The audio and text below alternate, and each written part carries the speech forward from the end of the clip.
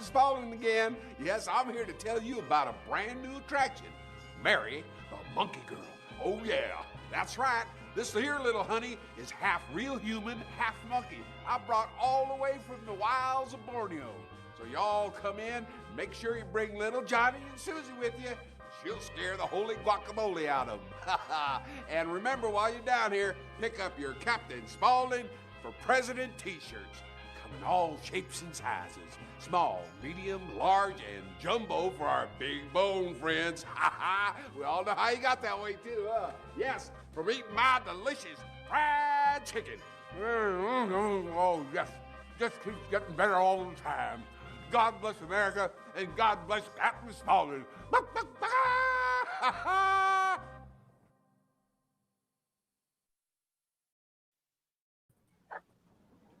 Here we are.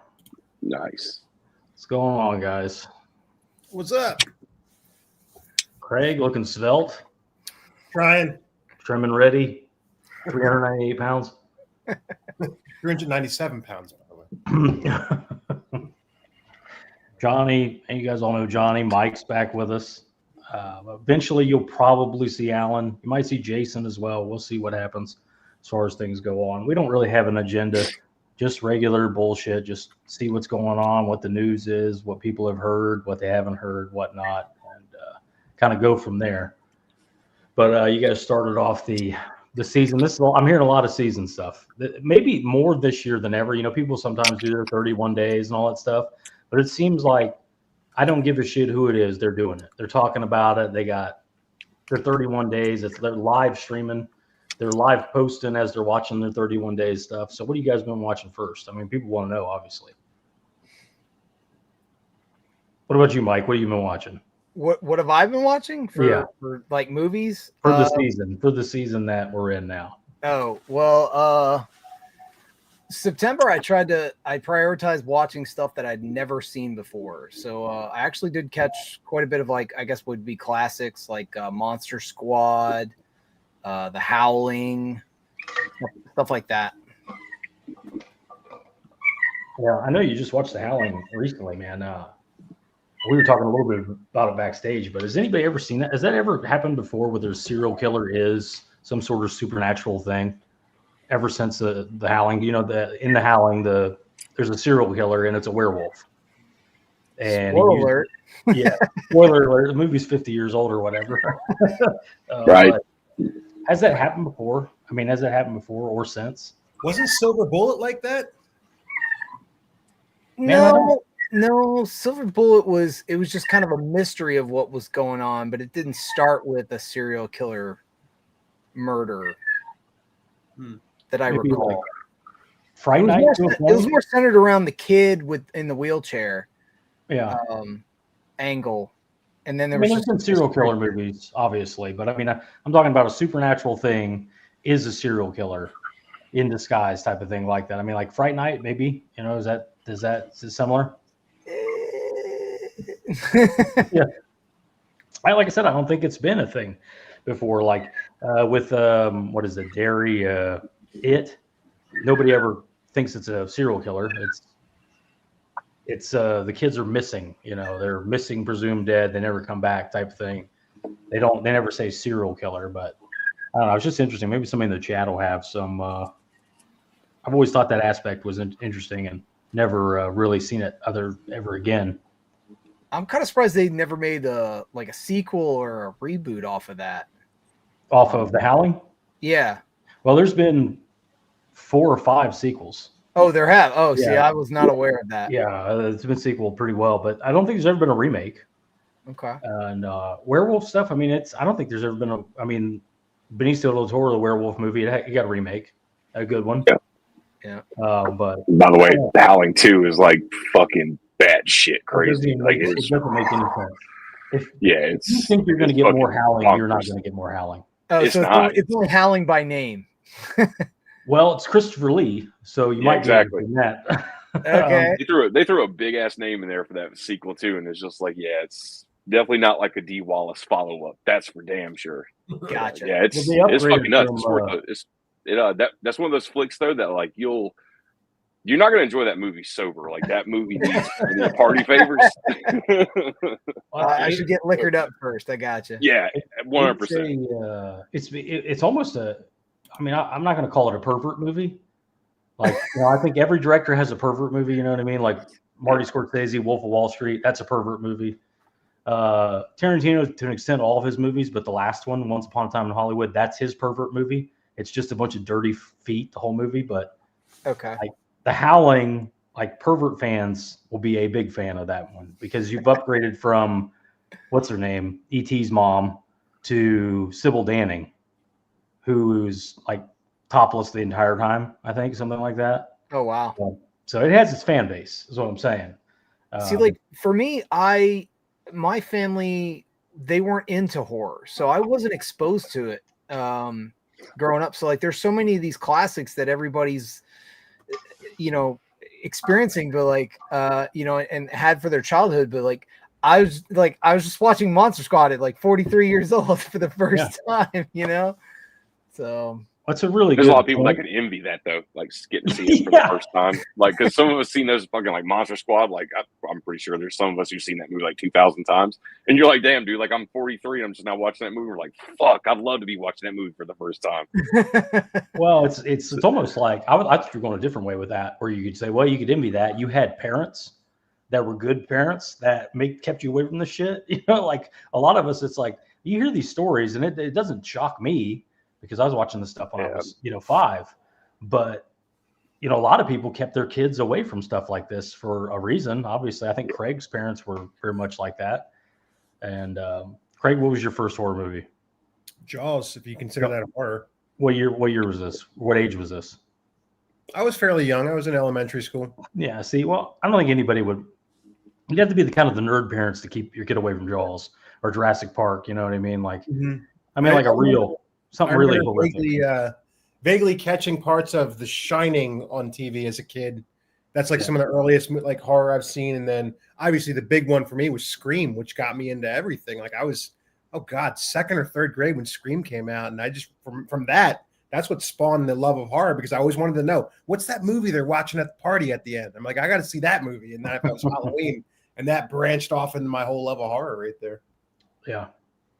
It is a good gateway, really, because they've referenced so many other titles throughout the movie. So I think the first horror movie that I ever saw was Predator. If you would call that if you call it a horror movie, which that's I love that movie. That movie's a fucking masterpiece. But it's a combination of it turns horror, it turns into a monster movie, but it doesn't start out that way, which I love. It starts off as like classic Arnold gonna go commando, kick some ass, and then all of a sudden it turns into a horror monster movie. Valid points. We have a new set coming out for that too. New 5-movie set. What is there something they added to that, or is that? Prey, I think they just added Prey. That's it. Oh, okay. Prey, but we can't get 2 and 3 on 4K with slips. That's what pisses me off. If you want slips, you can get them over from the UK. They just did a release of 2 and 3. I think you can get them through Zavi, and they got slip covers, but they got the stupid ratings logos on them. I hate that. And they're the thick cases, like the size of like an Arrow Blu-ray. Okay, I'll just have to make my own. Yeah. Imagine that. What about you, Johnny? What was the first one? I can vaguely remember. I don't even know how old I was, but I remember my parents were watching Pumpkinhead when I was like really, really little, and I was kind of like just trying to sneak in the living room to peek over the couch, see what they were watching. I remember some of the scenes of it. I distinctly remember fucking Lance Henriksen at the beginning of that movie where it has the fucking flamethrower on there and he's like burning off the brush. I distinctly remember that scene. And of course, the actual reveal of Pumpkinhead whenever the opening of that, he's I believe it's like Lance Henriksen when he's a child or whatever, and he's going to they're like banging on the door to seek refuge. The guy is, and I distinctly remember that shit too. So I think that's probably one of the first ones. Yeah, I think your parents, your dad was a monster movie fan, so I'm sure that helped. My family did not give a fuck about movies or anything like that. Straight WT. So I'd go see them at my friends' houses and things like that. But I think I was on a sleepover at my cousin's house, and my older sisters rented Candyman. That was the first one I ever saw. They would not let me watch it. Obviously, I just waited till they went to sleep and watched it twice while they were asleep. And but yeah, I don't think, like, I hear this a lot lately. I hear some grown men like talking about horror movies, and they kind of have they'll come up with a derogatory remark like, "That's not even scary." Like, I saw a new movie and it wasn't even scary. I'm like, you're 44 years old. like, should you really be scared by The Conjuring or whatever you're referencing? You know what I mean? It's like, you can be creeped out. Don't get me wrong. I mean, if you're like Alan was telling me the other day, he was watching The Conjuring alone in the house, complete darkness, and he's got these two dogs that, I mean, they would roll over and die if you jumped and said boo. I mean, they're very weak dogs. And he said the dog went to the end of the hallway, or went to the edge of the hallway, and it was dark there, and it just stood there. And it wouldn't move. It wouldn't move or something. And he said, "Don't fucking do that shit when I'm watching The Conjuring." What are you doing? You know, like, I'm like, I don't know. But I get that's one thing to be a little creeped out, but it's like, I don't know. Maybe you change your vernacular a little bit if you're over 40, talking about fucking scary movies. It's like, what the hell is scary? I was talking to Steve about this the other day. I was like, dude, we know the horrors of life. What can they show me on the screen that's scarier than that? Right. Exactly. I like the horror that gets me to react like, oh, like, just not so much like, I'm scared, but like kind of all we have left. Yeah, I know, right? It's like, Jesus, do something I haven't seen before. Like, oh fuck, kind of thing. Yeah. But Craig, I know you have been watching some newer stuff. What else have you seen in the theater besides one failure after another? What did I watch recently? So me and the wife, I mean, I've never seen the first one of this, but we saw Freakier Friday, and that was just one I just kind of already forgot about. But she was happy, so worth it. She likes the first one. I will say there are a couple funny parts in it with Jamie Lee Curtis. She still holds up as an actress. You should pick up the. I'll tell you what, Lindsay Lohan looked great. I don't know what kind of work she had done, but it looks like she hasn't aged. Where's she getting the money for all this work? I don't She's blown on drugs. I mean, like, where's she getting the money for the plastic surgery? I know. She looks like she does in the first movie. But saw Freakier Friday, and then obviously Jurassic World Rebirth. Saw that over the summer. So yeah, I mean, I only saw a few movies in the past few months. So what'd you think of that Rebirth? So Rebirth, when it comes down to it, it almost seems like a spiritual reimagining of Jurassic Park 3. It almost has like the same plot of 3. It's very, very similar. Yeah, I'm just wondering, like, how many times do we have, like, we stumbled upon the island, or there's another research island that we've never mentioned before? I'm like, how many research islands are on the damn thing? Well, basically how I take it is that, like, they hyped up Jurassic World Dominion as being the final closing chapter of this franchise, bringing the original trio back. And basically, Dominion, if you haven't seen it, it was such a letdown. It was way too long. It was almost 3 hours. It still made $1 billion. A ton of money. Yeah, it definitely made a shit ton of money. But they focused more on these subplots that had to do with locusts and a corrupt scientist more than I just want to interject one thing. This motherfucker is the most critical person. He loves Jurassic Park. Let me just go back to that. He's a big Jurassic Park guy. He is so fucking critical of this franchise. But goddamn it, anything else, he's like, man, it's all right. It's good. A dinosaur movie about fake dinosaurs on a fake island gets the most volume turned to 11 with scrutiny. But a fucking movie about some goddamn Antifa terrorists, he's like, I liked it. Like some of it, it's not so bad. Anyway, I didn't mean to cut you off. So Dominion, that's all right.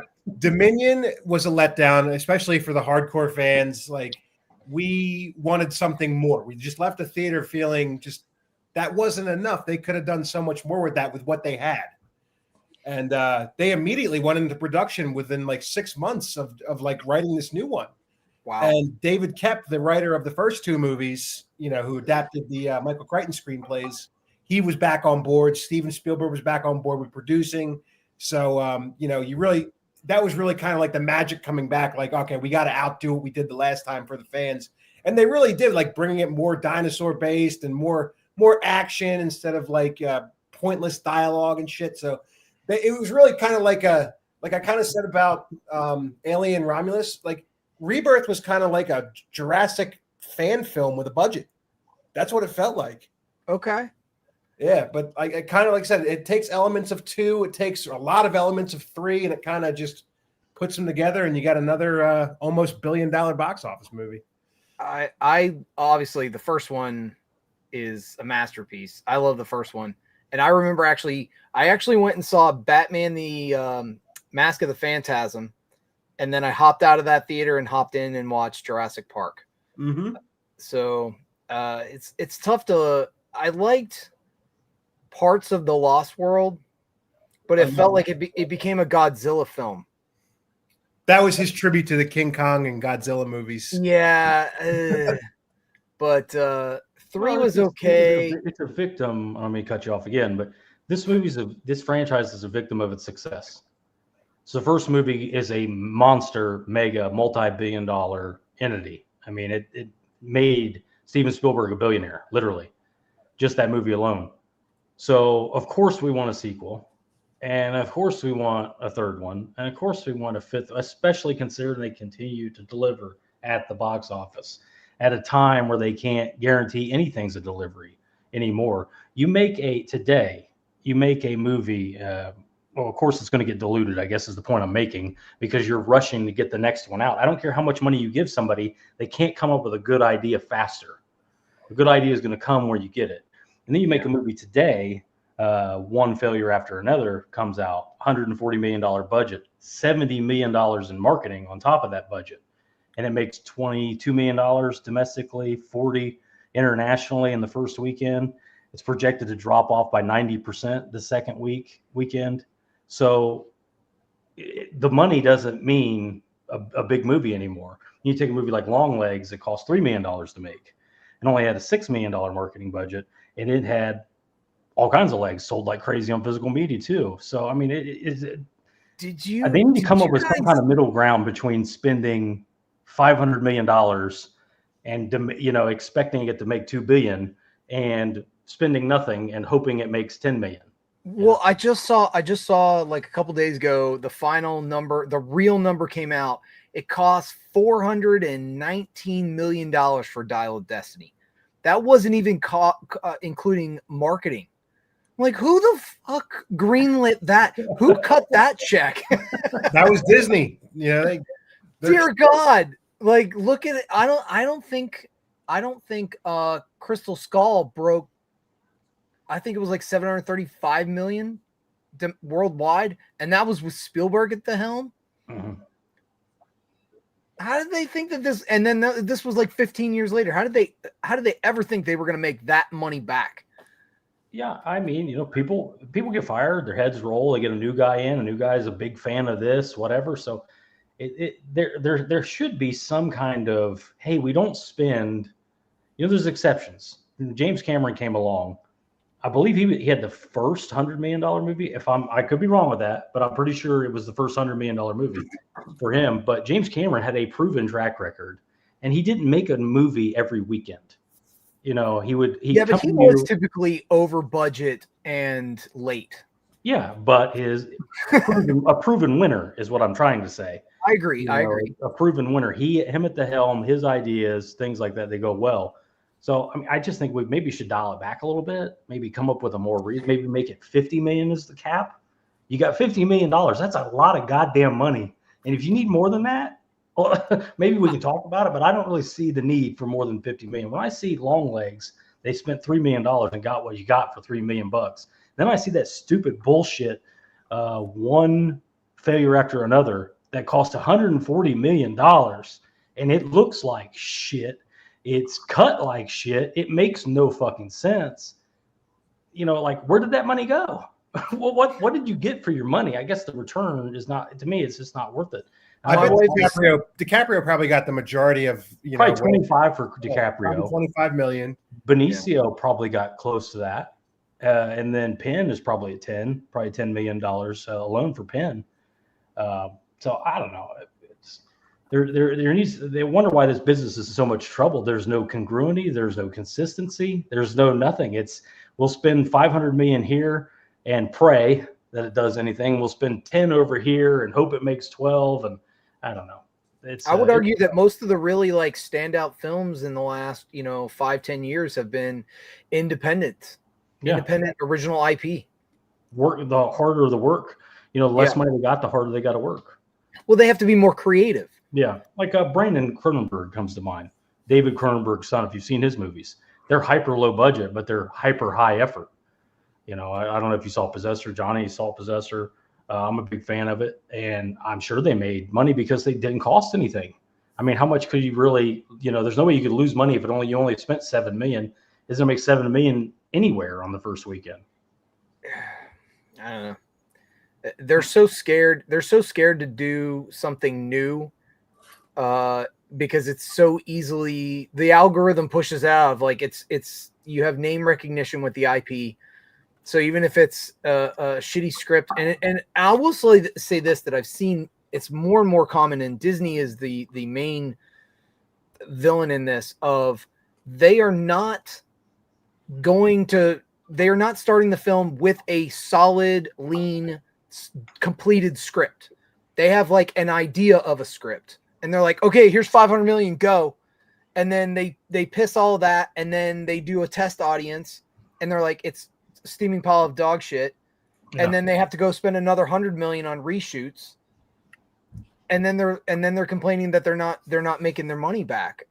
But you got to go into production with a good, finished, lean script. And an idea, a real idea, not a great pitch, a great salesman. Like I was talking about Brandon Cronenberg earlier. If you gave Brandon Cronenberg 500 million, you go, great, I got my next 10, 20 movies financed. You give 500 million to, some of these Marvel, guys, Joss Whedon or whatever, that's one movie.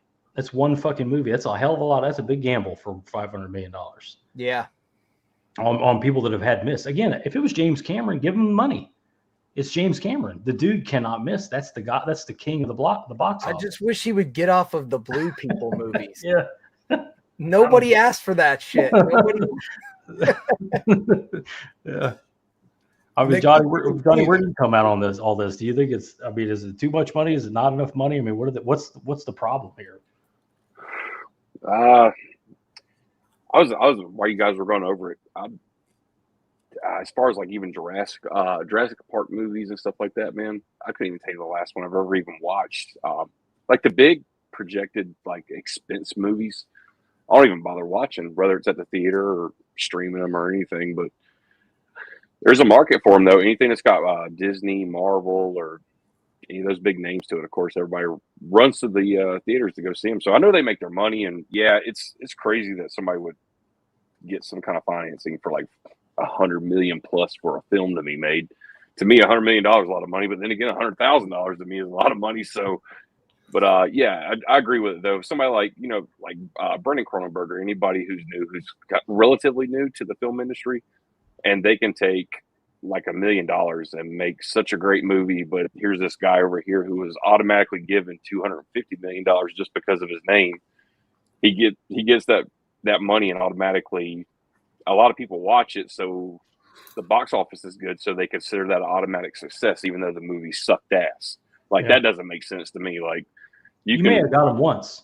You can spend $100 million on a fucking turd all you want to. At the end of the day, it's still a fucking turd to me. But yeah, I mean, it's just basic math for me. But yeah, like you said, Possessor and shit like that. Those were long legs, especially. Like that was like, talk about a breath of fresh air. Like when you talked me into watching that shit for the first time, I was like, yeah, that's the road like I love to take. And the expectations for that is great. Well, even something like X, what the hell could that have cost to go to Bulgaria and shoot that movie with no name actors? Mia Goth was kind of a bigger name in that Mexican broad. She had some name recognition, whatever word I'm trying to say. It's like name recognition. Duh.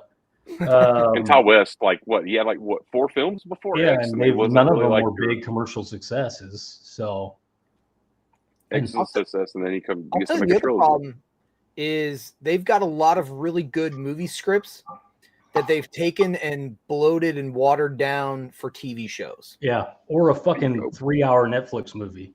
You know, instead of a tight 90 theatrical release, because Netflix wants longer. You know, that's not news. That's not a, you know, whatever. If you've got a 2-hour movie, they want to try to stretch it to 3. They want people to have to watch it in 3 and 4 sittings to come back and keep that subscription rolling. By the way, every time you come back, you might see something else to click on your watch list. You know, so that's the model behind it. So why do you think they have the super long roadshow cut for Hateful Eight? Why are all the extended cuts on Netflix? Because they want you to have to click that box 100 more times to watch it. Yeah. Not to detour the subject, but I watched the first 2 episodes on Netflix today of the Ed Gein series they just came out with. This is like the 4th season of this series that they're doing, but this season is Ed Gein. Watch the first 2 episodes. Each season's a different. Fuck, it's great. Thing. Okay, great so far. There's like 8 episodes to it, I think. So I'm really hoping like it doesn't like just take a complete shit and just turn me down. But man, the first 2 episodes are great. They even included Alfred Hitchcock, of course, like him preparing for Psycho, based on, of course, Ed Gein. And they went down that road with that. So I was like, then they brought the whole thing with Anthony Perkins. Of course, it's Ryan Murphy who's doing the series.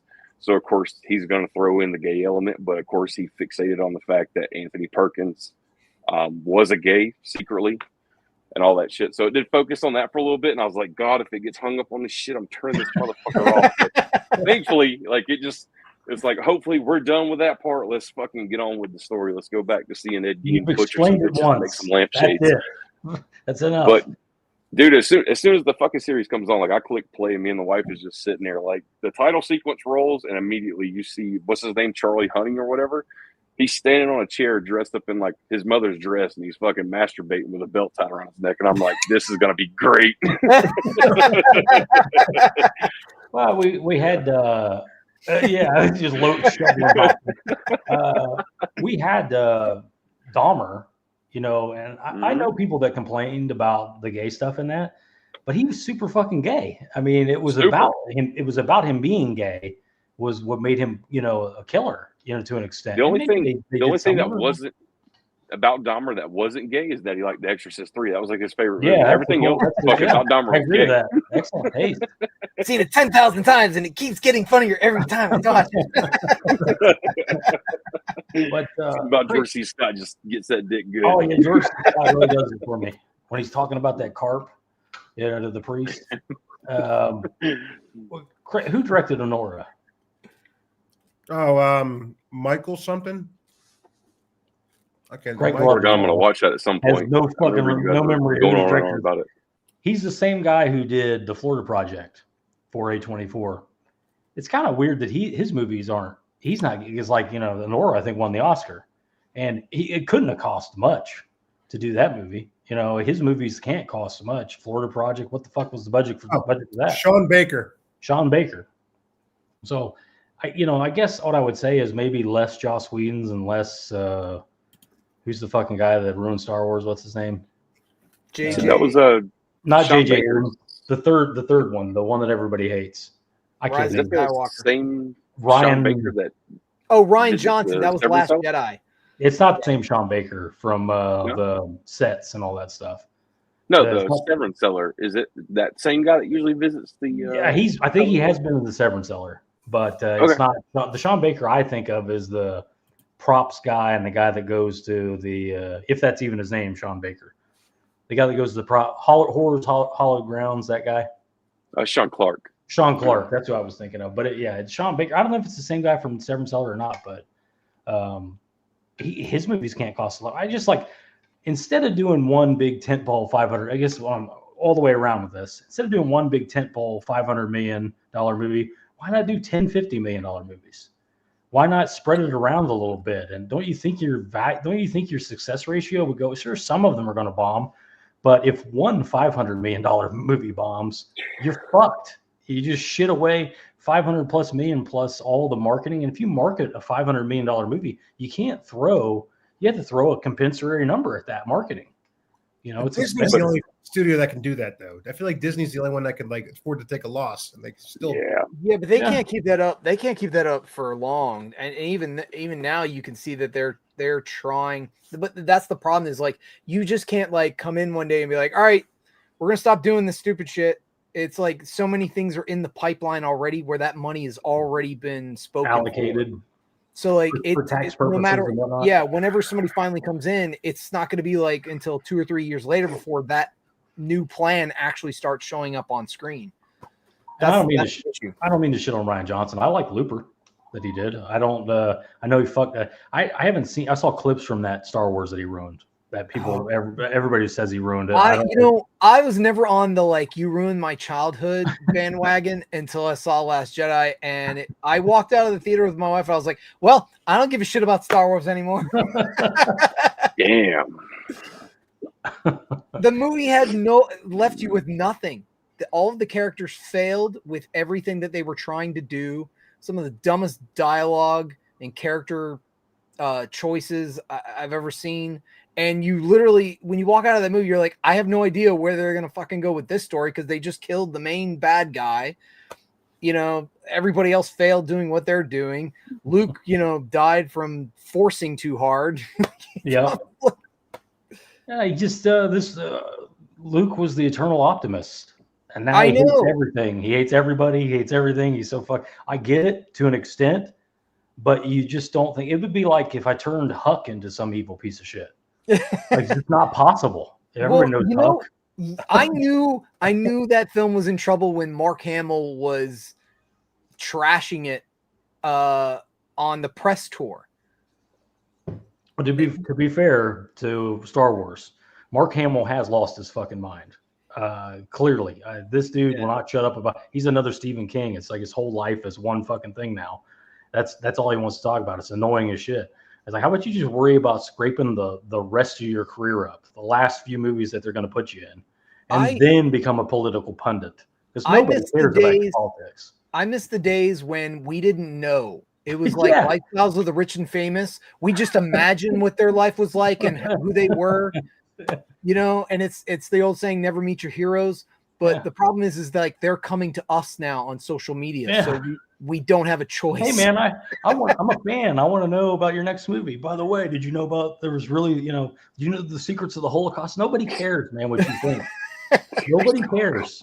Like, get up there on that. Get your old ass up on that stage one more time and do what you're paid to do. Yeah, it's enough with the thing. But that was DiCaprio winning his Oscar for The Revenant, and then he made it about climate change during his and then he celebrated his Oscar on his 600-foot yacht with 35 Romanian prostitutes that he had choppered in that morning. Nice. I don't want to fucking hear about it. But on that, let's catch up with the chat. Great transition there. My retort is the broads he bangs, man. Like, their age is just it's too young, man. When you're in your late 50s, I mean, I don't know exactly how old he is, but he's got to be up there. Is it just me, or does Leo? Is he like slowly transitioning into Jack Nicholson? I said that before.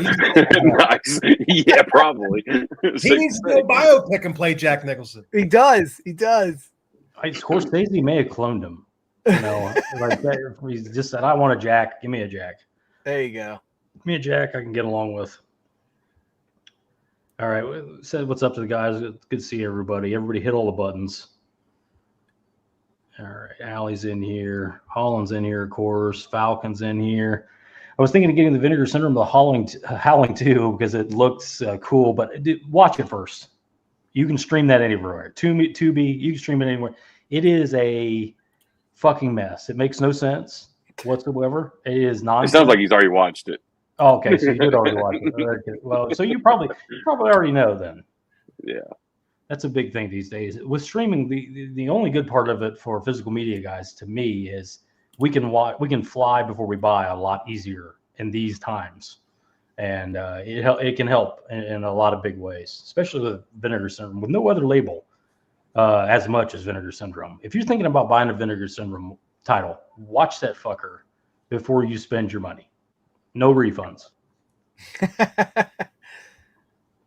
I should have done that with Bloodhook. I was such a legend. Flip There cover goes was so $90. cool. I'm like, I have to have this. I'm like, oh, you're a fisherman? Kind of sounds like I know you did last summer. I can't wait. I was so lit. Didn't work out. Doesn't always work out. No. Jim just had a household of folks over to watch the 4K The Silent Cabinet of Dr. Caligari.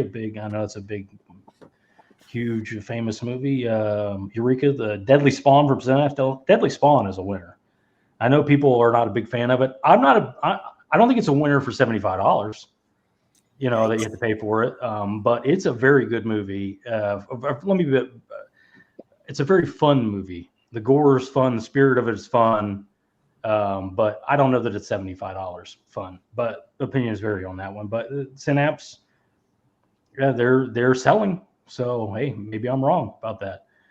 Death Dream from Bob Clark, I remember that one as well, and the 2003 Texas Chainsaw. That might be the most talked about movie of the year. The 03 Texas Chainsaw. Now, Craig, did you get that? 4K looked great. Yeah, really good. I've talked more about that release with other people than any other release this year. People are excited about it. They want to know, is it really worth it? That artwork fucking sucks. I agree. It's terrible. There is a solution, by the way, if you did get that these from Arrow, the first one and the second one. There is a solution. Our boy Brian over at Last Movie Standing has a really nice dual box coming out. He's in beta testing with it. He's sold some to make sure everything holds up and right and whatnot, but it's a really nice, he's going to be selling it. I think it's $18, something like that. I didn't really look at I'm not a box set guy, but if I was, I would buy that fucking thing to cover that heinous fucking artwork. What do you have against the box sets, bro? What's your damn? I'm not a shelf guy. I'm not I'm a little bit more of a minimalist. I don't really need the book. I'm not just a box set guy. I don't care about booklets, art cards. I want the most high horsepower disc I can get in a replaceable package. That's what I like. I like a standard case that if it breaks 20 years from now, I can get another fucking case. I don't like digipacks. I don't like anything that's super fucking weird that if it gets damaged, I'm fucked on the deal. Hey, Yeah, like Site has a standard case for the guest on 4K. Yeah, so there you go. I mean, if I ever wanted that movie, which will never happen, I would get that standard release. But, like I say, it's different strokes for different folks. But his quality, from everything I've been told, is very similar to Mike's quality. So you're getting materials from Mike's shop being made into this by Brian, and it looks great. If you're into those kind of box sets, you can't go wrong with that. What's great about Brian's stuff versus mine, the biggest thing is that my slip boxes are like kind of a one size fits all kind of box. His are broken down to exactly what you have. So if you have like a naked Blu-ray or 4K case, he's got a size for that. If you have a steelbook, he's got a size for that. Versus mine is more, like I said, one size fits all, and I have like an insert or something like that to help you out. But that's really the biggest thing. Yeah. And like I said, I don't know what you'd call it's a soft open. I don't know what you call it. He's gearing up for a full open. So it's not exactly available yet. But I don't know. You talk to Brian about it. I've seen the pictures. It looks badass. I know Alan got one. A few other guys got one. I think Tommy, because like I said, the artwork on both of those Arrow releases ain't great. Let's just say that. Some franchises are tough when it comes to art. I will say that. This thing, I've talked to maybe 20 people about this. If they had just done the split face that they did with those Friday the 13th, you have the Kemper mask mixed with the traditional mask that he wears in this. Yeah, everybody would have fucking loved it. A chainsaw splitting the two down the middle. How fucking hard is that? But I also talked to Chase about this, and we both fucking agree that they didn't care about the artwork. What are we spending money on the fucking artwork for? Because this thing's going to sell like $2 ass in Tijuana anyway. Everybody's been waiting for this 4K for 15 years. So, I mean, it doesn't really matter what artwork we do on it. We could do a blank case and people fucking buy it. You know, one of the James Bond sets on Blu-ray. That's all it is. It's white paper with just the title. It doesn't get any more minimalist than that. Yeah. Like I said, they don't try. And then Chase has also made the other point where it's like some of the Arrow limited editions, they have to overdo it with the big box set and overdo it with the artwork just to get the fucking thing in the cell. You know, like they'll like Miss 45, for instance, and we've talked about it. There's a reason that's a limited edition hard box with all the bullshit in it, because who the fuck even wants that? You know, people can go, well, maybe you haven't seen it. No, I've seen it. It's not very good, in my opinion. It's not going to be a big seller. Some people, it might be a huge seller, but not like TCM, for instance. Right. Sydney saying, did we get the Nightmare Elm Street 4K box? Did you guys get it out? Or Johnny, did you get it? Nope. I didn't get it either. Looks like Craig got it. Did it come beat up? I got it somehow. I don't know how it happened, but there is a scratch, a faint scratch across the top. I don't know if you can see it towards the bottom. Yeah. You can see it in the light. It's got a What scratch. you need to do is go to Brian's channel, Last Movie Standing. He fixes his right on a video, and it's a really simple, easy fix. I was gonna say too. I wonder if your scratches are in the same spot, because he was mentioning in his video that somebody else had scratches in the same spot, so it could be a manufacturing flaw. It could be. I mean, it's right at the bottom. Like, it's just those lines going straight down. I don't know if you can see it in the light. See them? Yeah, we see them. Yeah. I just unwrapped it out of the box. I'm like, how is this already scratched? What are your thoughts on the logo being backwards? Oh, that drives me nuts, because I want to see it. I have OCD, so it just drives my nuts when I'm looking at the case. I'm like, well, if I want to see the logo, then I got to display it like this. Yeah. I want to see the steel cases. Yep. But I'll say this. I was telling Brad over text the other day, like, I'm not a steelbook guy. I never really went too big with the steelbooks unless I have to, like Panic Room or now Anaconda, which is a whole nother can of worms. We're going to talk about it later, I'm sure, with these mandatory steelbooks you have to get now. But so my first ever DVD box set, it was when I got a PlayStation 2, it was my first DVD player. And the first thing I got with it was the Freddy box set on DVD with the snapper cases. That's what started my DVD collection. So this is kind of like a full circle moment for me, going back to like when I first got into DVDs, getting the whole set again. Nice. Which is really cool. So well, you bought it. Now, does it, you're an ADHD, OCD, self-confessed type.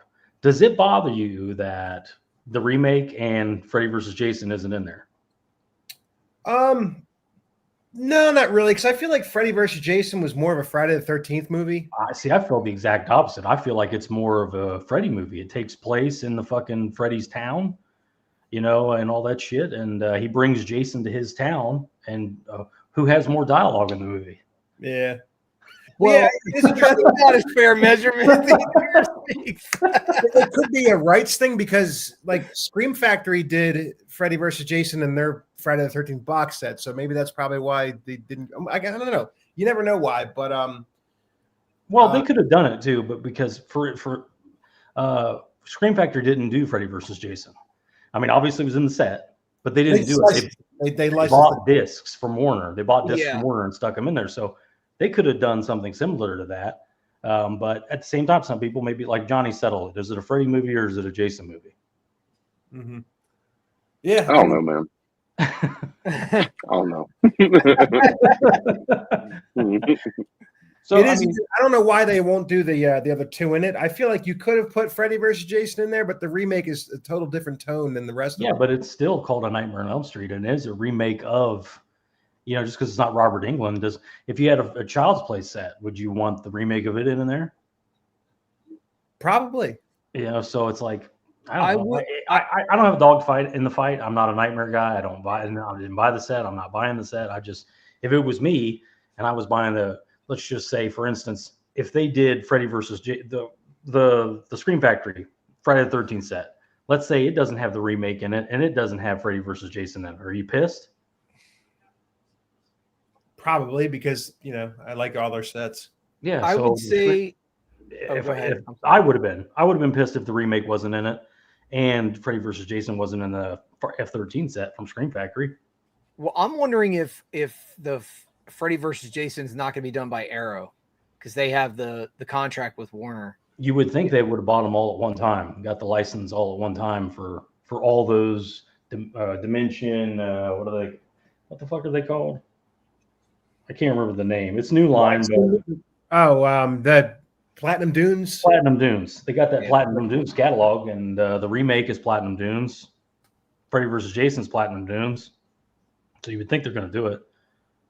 Well, to answer your question about the OCD thing, it doesn't mind because my DVD set had these ones in it. So it's only those 7. Okay. Do you have the spine slash? You're definitely missing a Robert Englund one. Freddy vs. Jason is the last Robert Englund portrayal, I believe, of the movie, right? Yeah. As far as I'm aware. No, I didn't get any spine slashes for sure. Well, that's good. That's good. Well, like I said, after the stream, check out Brian's channel, Last Movie Standing. He repairs his, and it's a simple, easy fix. No big deal. Johnny, are you just going to grab that standard edition from Groove? I'll be honest with you. I think my Nightmare on Elm Street, the Blu-ray set that we got years back, I think I'm just going to stick with that. Yeah. I think I'm okay with that. And this is not the last time, by the way, that these movies are going to be released. People are freaking out about that set, and they're paying. I don't know what they're paying on eBay, but I'm sure they're paying a lot for a perfect condition one. I take that back. They are nice. I mean, they do have the on these. I do have the DVD set on 4K, but I think the one that they released on 4K is like the same 4K that they put in the box set. I believe. I could be wrong on that, but I'd be curious. I'd be curious to, if they, with Warner Brothers possibly being acquired by another studio, if that would put the kibosh on any reissues of that box while they're in trying to sell their shit off. Maybe they do their Warner's trying to buy Paramount right now, or no, Paramount's trying to buy Warner. Yeah, since they already own part of the Friday the 13th franchise, they could do a full box set. Yeah, they could do their own 4K box set of Friday the 13th, but it's more or less like even with the Nightmare stuff. If they buy the company and they see the sales, they should close by the end of the year. In theory, they're seeing the sales from last year. Oh, this fucking Nightmare stupid thing right here sold like a motherfucker. How long will they go? You know what? Second run. You don't buy a business not to make money. Oh no, I get that. I'm just wondering if there's any current hold, you know what I mean? They it's in limbo until that's done, and then why spend the money? In the hopes that, because if you spend the money, it's only going to hurt your rev and your multiple on the sale. Look at all this capex you just spent on all these fucking discs. You know what I mean? It's going to lower your sale price. So yeah, if there's a deal in place, why fuck with it? I don't think anybody's doing their job over there right now. Oh no, everybody's on fucking manana time. They don't give a fuck. The company's getting ready to be bought. People aren't showing up to work. I mean, I'm sure it's a mess.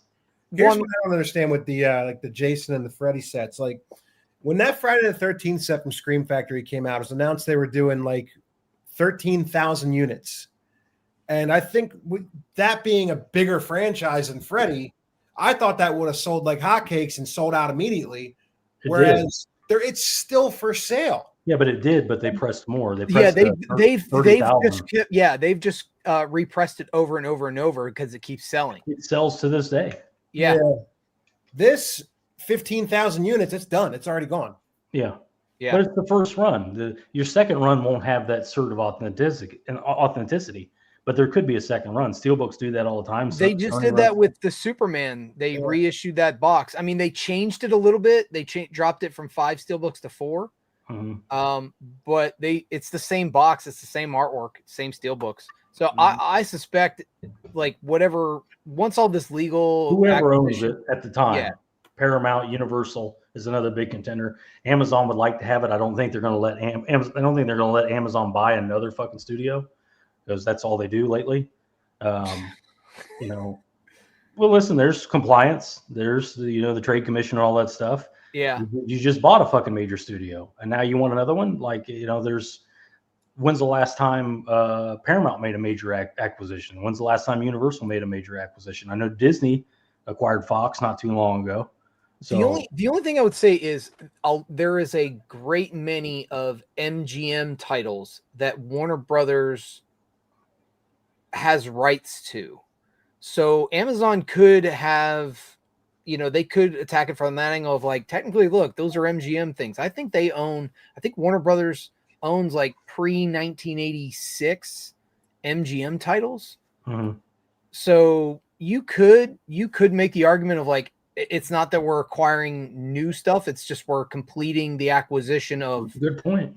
the MGM stuff. We all lean towards Paramount because Paramount loves physical media, and that Exactly. would be the best for us. But in Yes. reality, it could be Universal, or if Amazon's allowed to buy it, they would love to have it. I don't see Universal grabbing it. I don't. So I we'll see see. Paramount. I heard Netflix is thinking about it. That would be worst case scenario. Media. Yeah, you got a point there. All right. Like, it's crazy that this set though, it sold out in the pre-order, whereas the Friday set didn't. The pre-order one that was like $180 10 years ago or whatever. Yeah. Like that was a lot of money back then. This was what were they? 180 plus, It was for 7 movies instead of, 170. Yeah. I don't know, man. They still sell it to this day. That's still, I think, the best physical media release we've ever had is the F-13 set. But if Paramount gets it, if Paramount gets Warner, I would bet money that there will be 4K masters of the remaining ones that don't have 4K masters, and that will be a big steelbook set just like that for. Yeah, that's what I was thinking. That Paramount's going to like piggyback F-13. off of what Warner Brothers did and just do a Friday set in steelbooks. Well, some of the work's already done. You got Jason X, Jason Goes to Hell. The remake's already done. So and they've already done 1 through 1 and 2 on 4K. So there's not a lot left to do. I will say that I thought it was a mistake that they didn't include the remake in the box set, just because there's no other way that movie's going to sell. The thing is, there are big fans of that movie. Who are these There are a people? lot of people that I don't care for it, but there are a lot of people that are like big fans of that movie. The cast, something about the time, I don't really know, but there are a lot of big defenders of that. I think Arrow's going to do it probably just by it themselves. would make sense. Single release. Yeah. It would definitely make sense. Johnny, I don't where do think you it'll be come the out on chunky that? box though. Yeah, it'd be a slip at best. Where do you come out on the F-13 4K set? Do you think you'd upgrade if Paramount did a master set of all the F-13s on 4K?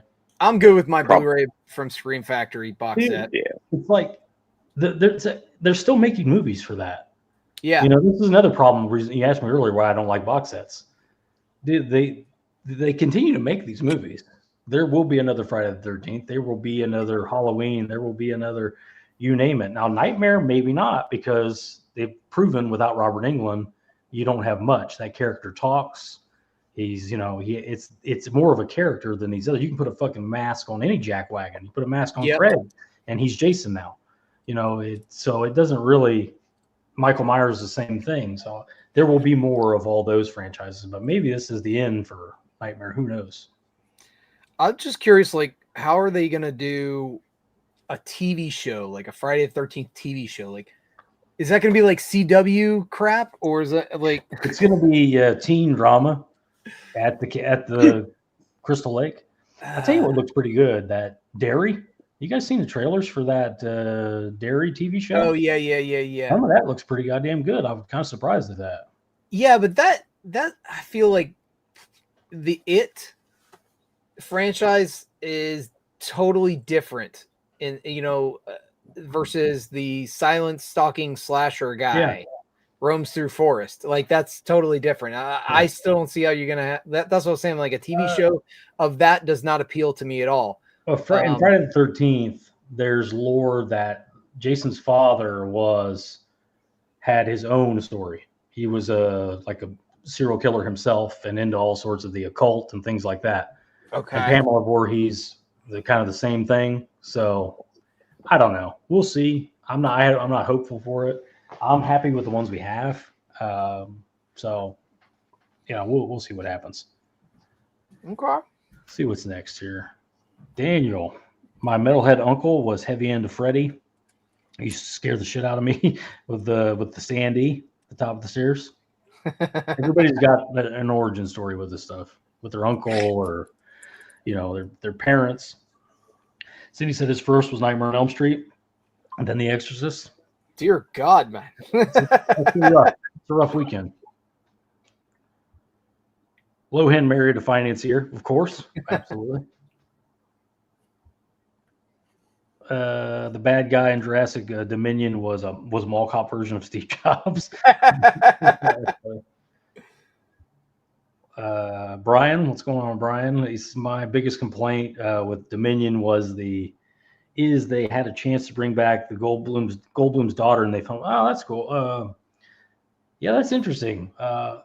It seems like they're bringing back the wrong characters. It's like, again, I've said this before, but who the fuck was clamoring for BD Wong to come back? The guy that was holding the fucking egg, the nerd in the dinosaur incubating room. I swear that was just a group meeting. They're like, who can we get in here? Who's the scientist of this? Hey, why don't we get that Chinese guy that was in the first one? Wayne Knight should have been brought back already. It should have been a burn up. I would burn up half his face. Wayne Knight. That would have been cool. I would have liked that. It's like he knows where the vial was, like the can. They got to find the can, and it dropped out of his fucking. That's like got to go back in to get the can. And there's only one guy that would know, the only survivor from whatever that fucking island was, and they got to go and negotiate with with his fat ass again. Don't get cheap on me. He's got to do all that shit again. It'd be perfect. I just wrote a better script than they've had in the last fucking 10 years for that goddamn franchise. In general, I just watch movies to watch movies. Okay. If I like it, I like it. Yeah. You don't, yeah. That's a good way. I mean, listen, blind buys, I can't advise it for anybody unless you just have loads of disposable income, because you're going to get burned a lot of times. This movie, everything's so specific now. And even then, you watch an old movie, 10 people are going to have 10 different things to say about it. The blind buying can get rough. Jurassic Park missed the opportunity. Chris Pratt's character. I've heard that theory. He was the kid. I hear that. That's interesting. Kid with the big that 6 foot turkey. That Grant scared the shit out of. Yeah. At the beginning of J Park 1. Disney, yeah, we talked about it. They throw a lot of money at a lot of shit. Again, like I said, if you want original stories, you're going to have to go to that. There's tons of them, but you're going to have to go to that independent side of things to find original IPs, because these days they want proven. We've talked about it. Mike talked about it. They want proven entities at the box office. You can say what, I'll say plenty about that fucking movie, one failure after the next. That's an original IP. There's never been a movie like that before, and look how well it did for being original. It's probably why Warner Brothers has to sell now. Warner Brothers has been in trouble forever. AT&T's been in trouble forever. They are so mismanaged. They are so mismanaged. They made money in spite of themselves. They made great money this year. They had their best year in 15 years this year. Oh, yeah. Which has helped their stock. AT&T stock. But it also helped their sale price. It boosted their sale price. It goes on this year's the trailing 12. It's going to go off the trailing 12, and it looks really good. But you look at the fucking 36 before that, it don't look so fucking good. So they're going to get a good price, and AT&T is going to walk away with the money and get back to fucking selling cell phones. I'm surprised they moved Mortal Kombat 2. Oh, did they move that back? Yeah, they moved it like 8 months. So it's not coming out till next year. It's supposed to come out like October or November, but they pushed it into like May or something of next year. Summer blockbuster, probably. They want like the summertime crowd seeing it. Yeah, I guess. I'm really hyped for that one. I really want to see that. That looks really good. And it's Carl Urban playing Johnny Cage, right? Yeah. I'm a huge Carl Urban fan. I'm a Carl Urban fan. I like his stuff. I still like to see him do another Dredd. May never happen. But I loved him in Dredd. That's cool, Daniel. Way of Water. I'm not sure what that is. Way of Water. Oh, that's the Avatar. That's the second Avatar. Oh, okay. Sith, or instead of a sequel, prequel, let's get a film that was a good idea but bad execution. That's another thing where it's like there's so many that you could have done different, but it's like good luck convincing a studio head to try again. Why would we fucking try again when we just did this and people fucking hated it? You know? I'm still advocating for a like horror Star Wars movie. Like there's a rebel base out there, and there's like some freaky ass monster that's killing them and shit. Go hard, rated R. I mean, the Star Wars fans are now in their 50s and 60s. It's not like they wouldn't see it.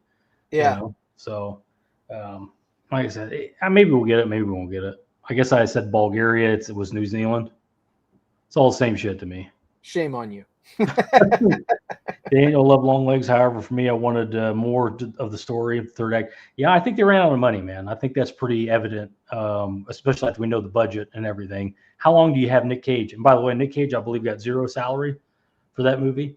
He took back end money, so it probably worked out even better for him. Yeah. But how many days are you really going to get Nick Cage if you're not paying him?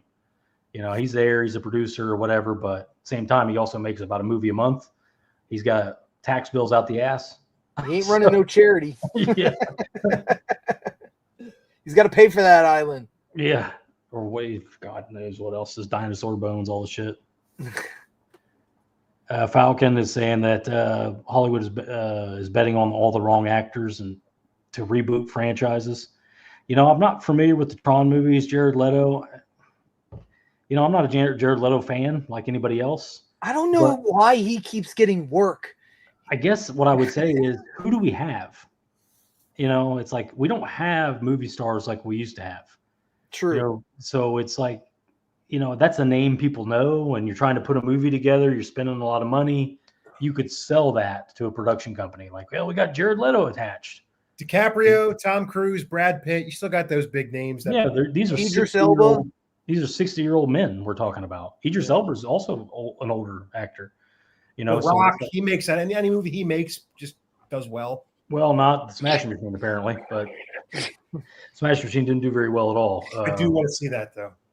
Yeah, I mean the documentary. I don't know how it's going to be better than the documentary. That's my issue with it. The documentary is so fucking good, and it's like it's a shot-for-shot remake of the documentary. It's like I don't know that I even need to see that, you know, in reality. But who knows? We'll see. I'm just going based off because I loved Foxcatcher so much. Like maybe I'll like this. And it's a Safdie guy. I know you're a big fan of some of his movies. It's not the brothers. It's one Safdie, not both of them. But I don't know. I don't know. If one battle after another didn't make mega bucks, and that's independent, that quote unquote indie. It's Paul Thomas Anderson. It's definitely it checks a lot of boxes for, you know, the powers that be. I don't know. This is of the movies that I've seen, this is the worst year I can think of in the last 10 or so years as far as new movies in the theaters. I've probably only seen about 5 theatrical releases, and I liked one of them, Bring Her Back, and the rest I've basically hated.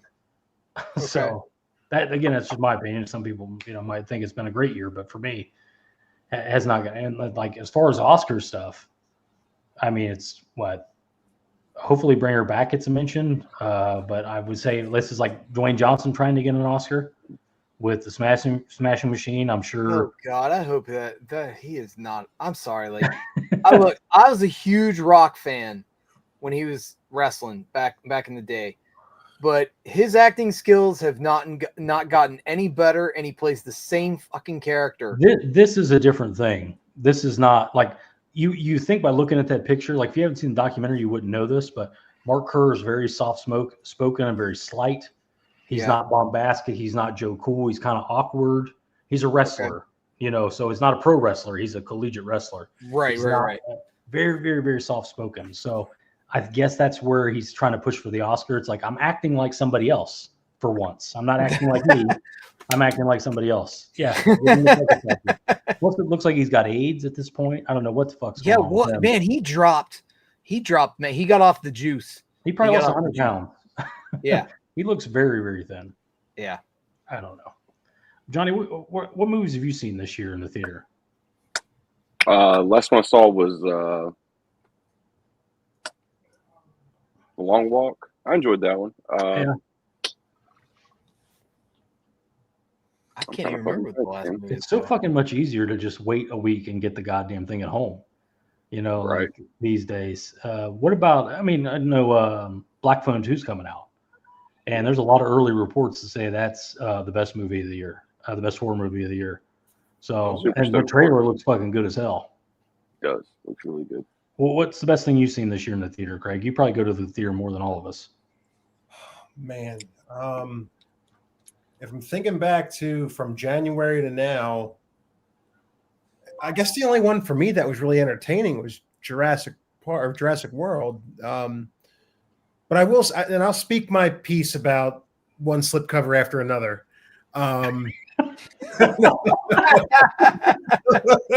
So, that was a movie I didn't know too much about I didn't know too much about it going in. I'm like, all right, it's DiCaprio. I really like the last few movies he's done. I'm like, he always puts on a pretty good performance. So let me check it out. I knew right away when it got into like the Antifa bullshit. I'm like, okay, I wasn't here to watch this. I was here to see like something cool. I thought it was gonna be like a war movie or something based off the title. So I was kind of misled by that.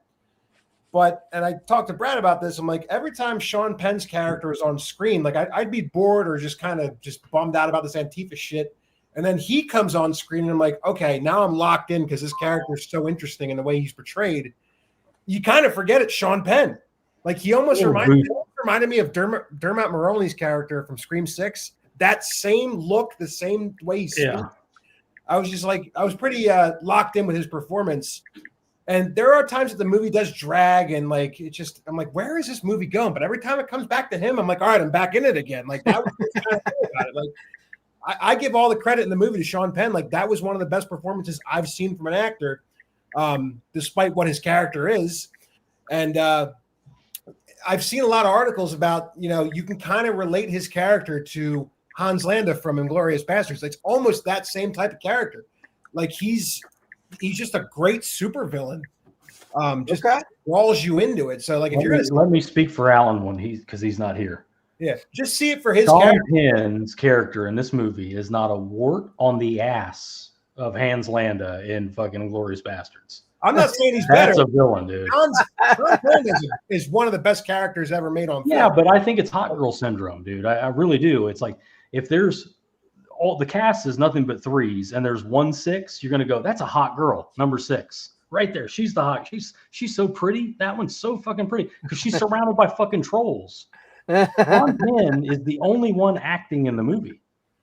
Like the rest of the characters are just mailing it in, just getting a fucking paycheck. That's what I felt. But I will give you that he is the best. He has the best performance in the movie. Absolutely does. The whole movie, like I guess, like the whole third act of the movie is like a cat and mouse chase between him and DiCaprio. Yeah. And by the way, the entire chase is somebody playing Charlie Brown on the piano for the entire third act of the fucking movie. That's the soundtrack is just somebody banging keys on a fucking piano.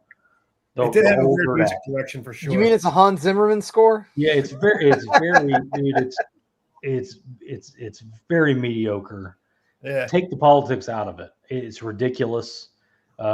Maybe you get something out of it, but what drew me to it was I saw the trailer and Craig chimed in right after I saw the trailer because when I'm watching the trailer, I'm like, the only person that seems interesting is the Sean Penn guy. And Sean Penn hasn't done much in years. Like Sean Penn playing this, especially knowing his politics and all that, I thought that might be interesting. And then I hear Craig say he's the greatest villain ever. And then I watch the movie and I'm like, yeah, I give you he's the best part of a shitty movie. But it's like having a Hershey Kiss on a pile of shit. You got to eat the whole pile, dude. You got to eat the whole pile. There's only one. Put it that way because nobody else in the movie really stood out to me besides Sean Penn. Yeah, it's like you got Leonardo DiCaprio, you got Benicio del Toro, and it's like they're afterthoughts. They're just whatever. They don't do much. They don't have much dialogue. It's mostly Lawrence Taylor playing the lead female in the movie, whatever her name was, and Sean Penn has probably the second most dialogue, and then his daughter maybe has the third most dialogue.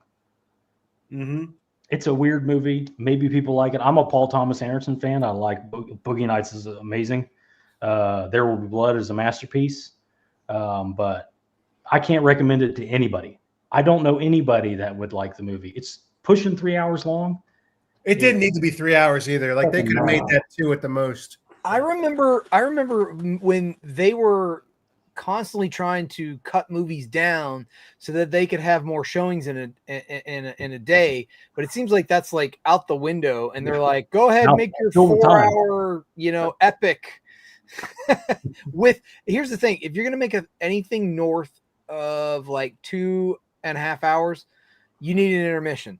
We need like, let's intermission. Let me go take a piss, get some more popcorn, and come back. There's no such thing as equality when there's money involved. And you have if you're going to get a plus 2 hour runtime, you should be special. It should be a Tarantino. It should be some of the icons. God, you can name anyone. $1 billion. You got to be $1 billion asset to get a 2 hour plus runtime. Just giving any jackass 3 hours. Because they've done like PTA, how financially successful are his movies? We like them. They definitely have a hardcore audience, but they don't have huge mainstream appeal.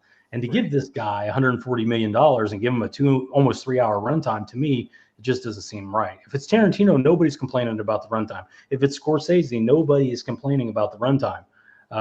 But some Joe Jerkoff with a nonsense story that makes no sense. I was complaining about The Irishman. I couldn't. 3 times. I'll give you that. They could have been much shorter, but at the same time, it was Netflix, and Netflix likes longer stuff, like we've talked about before. So, did it even get a theatrical release? I don't think so. It got like a limited release in like Philly, New York. So it's not a theatrical movie. And places it would do well. Philly, Brooklyn, But yeah, I don't know. I'm kind of surprised. Johnny, did you talk to Zoli about going to see One Battle After? Did you have any interest? I know you guys are DiCaprio fans.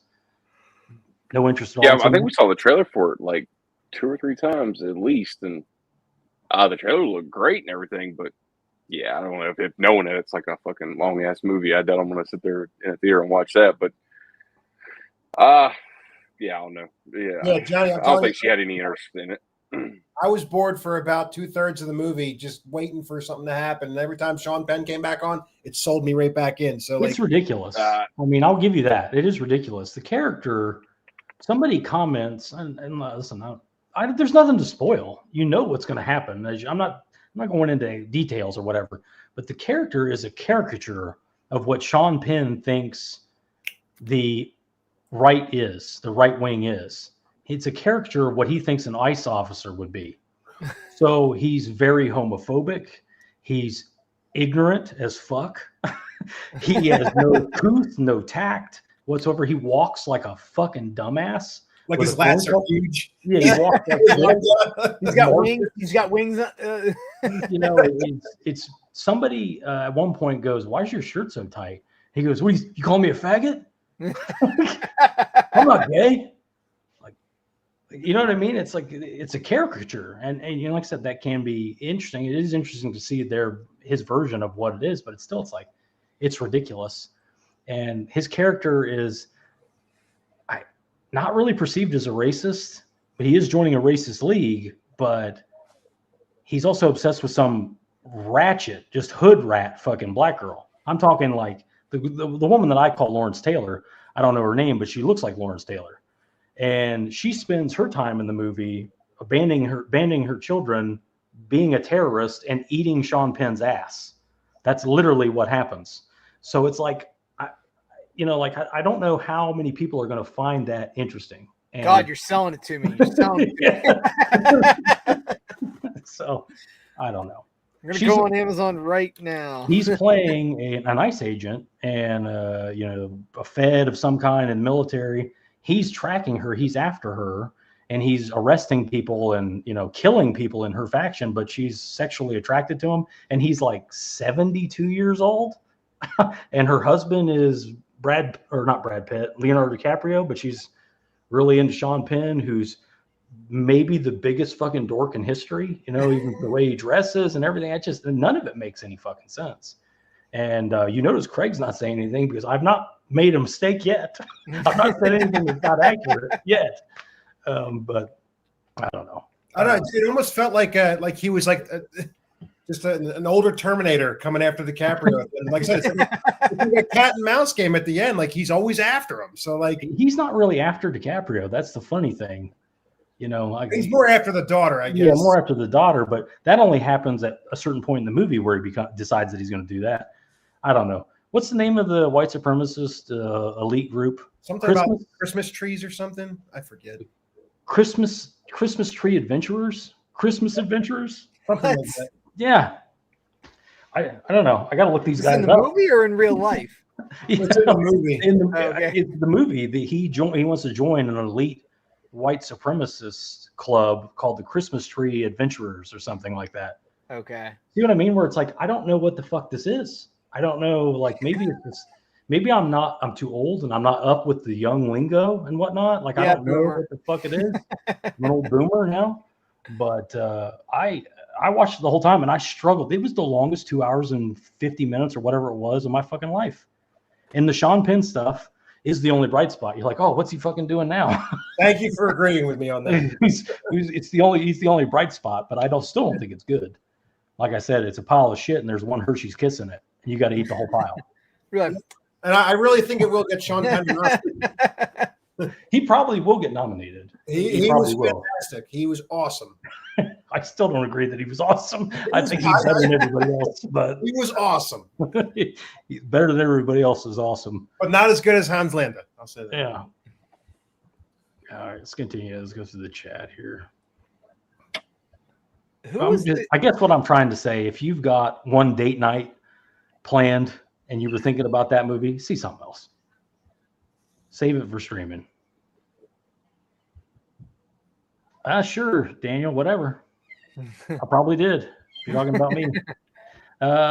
Sydney, question: best movie hackers and hacking in movie scenes. Oh, Jurassic Park, Dennis Nedry. Oh, you beat me too, man. I was going to say Jurassic Park. Swordfish is a good one with Hugh Jackman. Hugh Jackman, yeah. Anything come to mind, Johnny? Oh, I got one right now. I can't think of nothing. Boris from GoldenEye. Yes. Yeah, GoldenEye. Yeah. I spiked him. Thief. It's not computers, but they do hack it. Do a lot of technical stuff. Heat, almost the same thing. But you're all wrong. The net. The net. The only thing that comes to mind to me is Swordfish, but I'm sure that's really dated. It's a good one. Die Hard 4. Oh, Live Free, Die Hard. Live Free, Die Hard. I really like that one a lot. It's a good movie with Justin Long and everything, but everybody's hacking in it. That's all it's about. Hacking. Cyber terrorism. Yep. They hacked the alien spaceship in Independence Day somehow. That's right. With How a the Mac. fuck you pull that off? You break into this fucking thing. Newt hacks into shit and aliens, doesn't she? Am I wrong? So all right, real quick about the Independence Day thing. The only thing I could say with that is they had the ship for like 50, 60 years. So technically they could have learned to interface with it with their current technology. You're welcome. RoboCop. I think RoboCop 2 and 3, there's hacking involved. The kid. I just love how hacking is always portrayed in one specific way, and that in no way, shape, or form is how it's actually ever done. Nah, dude. And when you hack stuff, you get yourself a Red Bull, you play Evanescence really loud, and you just snap Red Bulls all night and hack away like fucking dude in Die Hard did. There is so much dialogue in the night. I can hack into any mainframe, even if it's coded through the firewall. It's like Chinese hacker talk. I don't Mission Impossible. All those movies are heavy with the hacking stuff, if I remember correctly, especially the first one. Yeah, a little bit with the.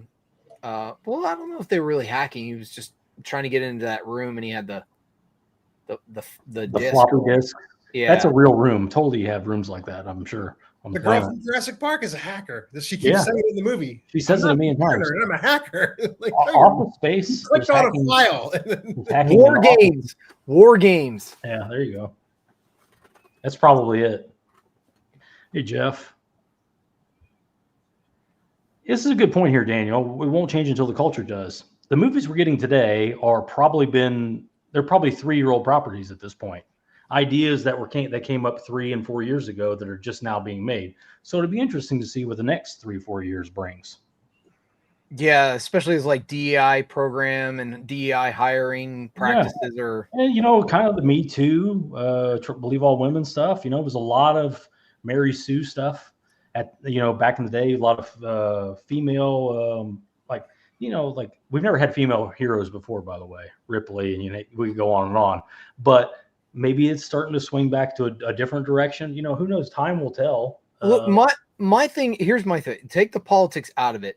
What I have against what has been going on in Hollywood for this is they are actively hiring people that either have no knowledge of that subject matter or actually like hate it.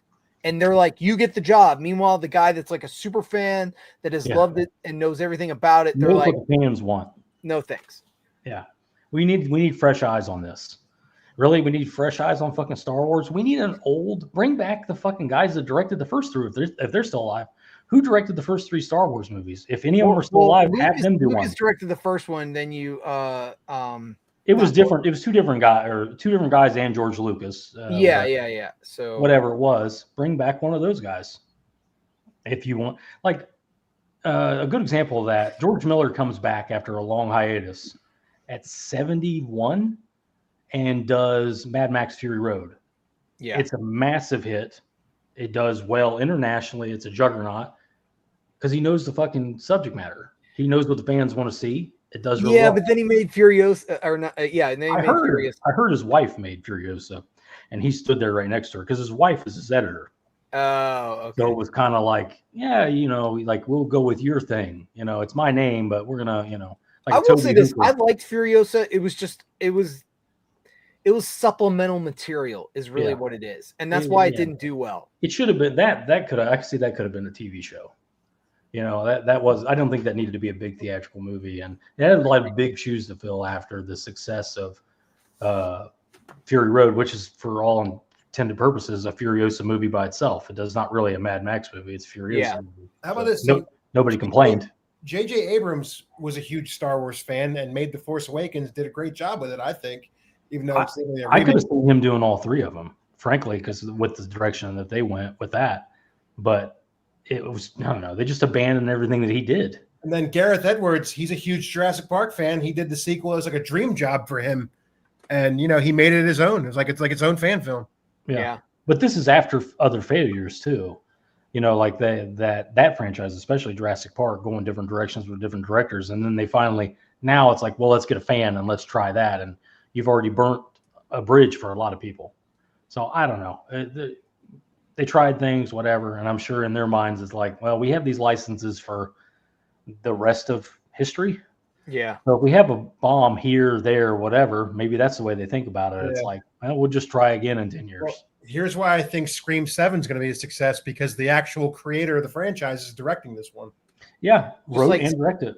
Just like the Scary Movie, the Wayans brothers are finally back in control. That could be great. I hope it's great. I hope they let them do what they want to do.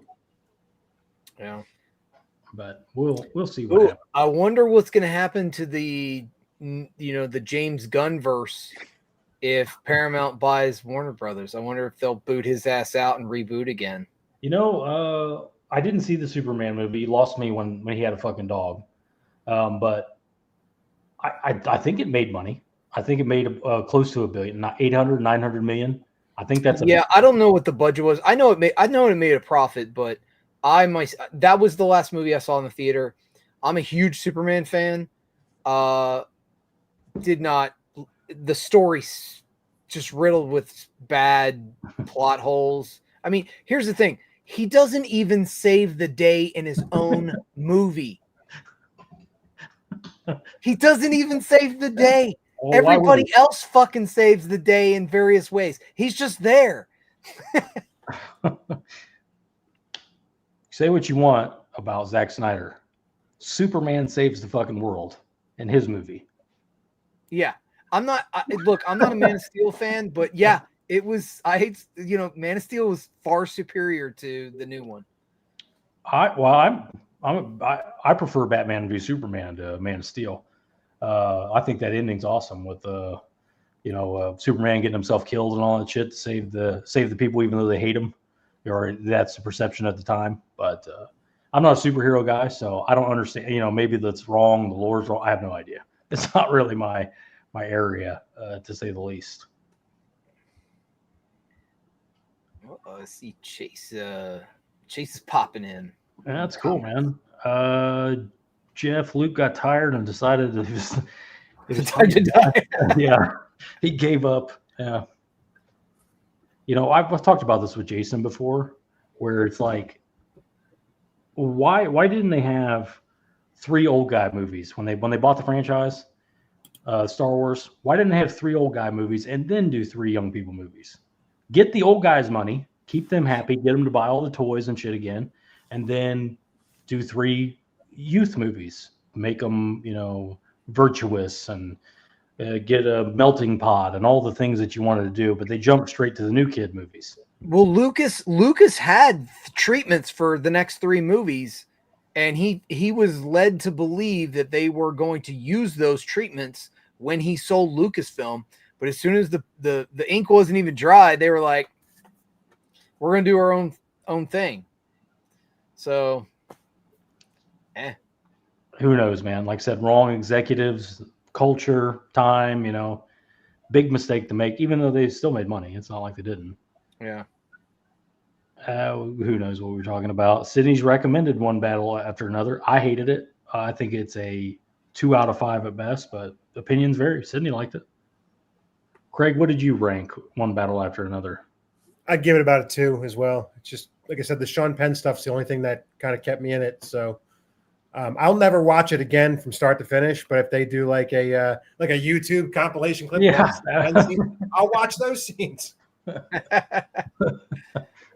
You need the Cliff's Notes of that movie. Yeah.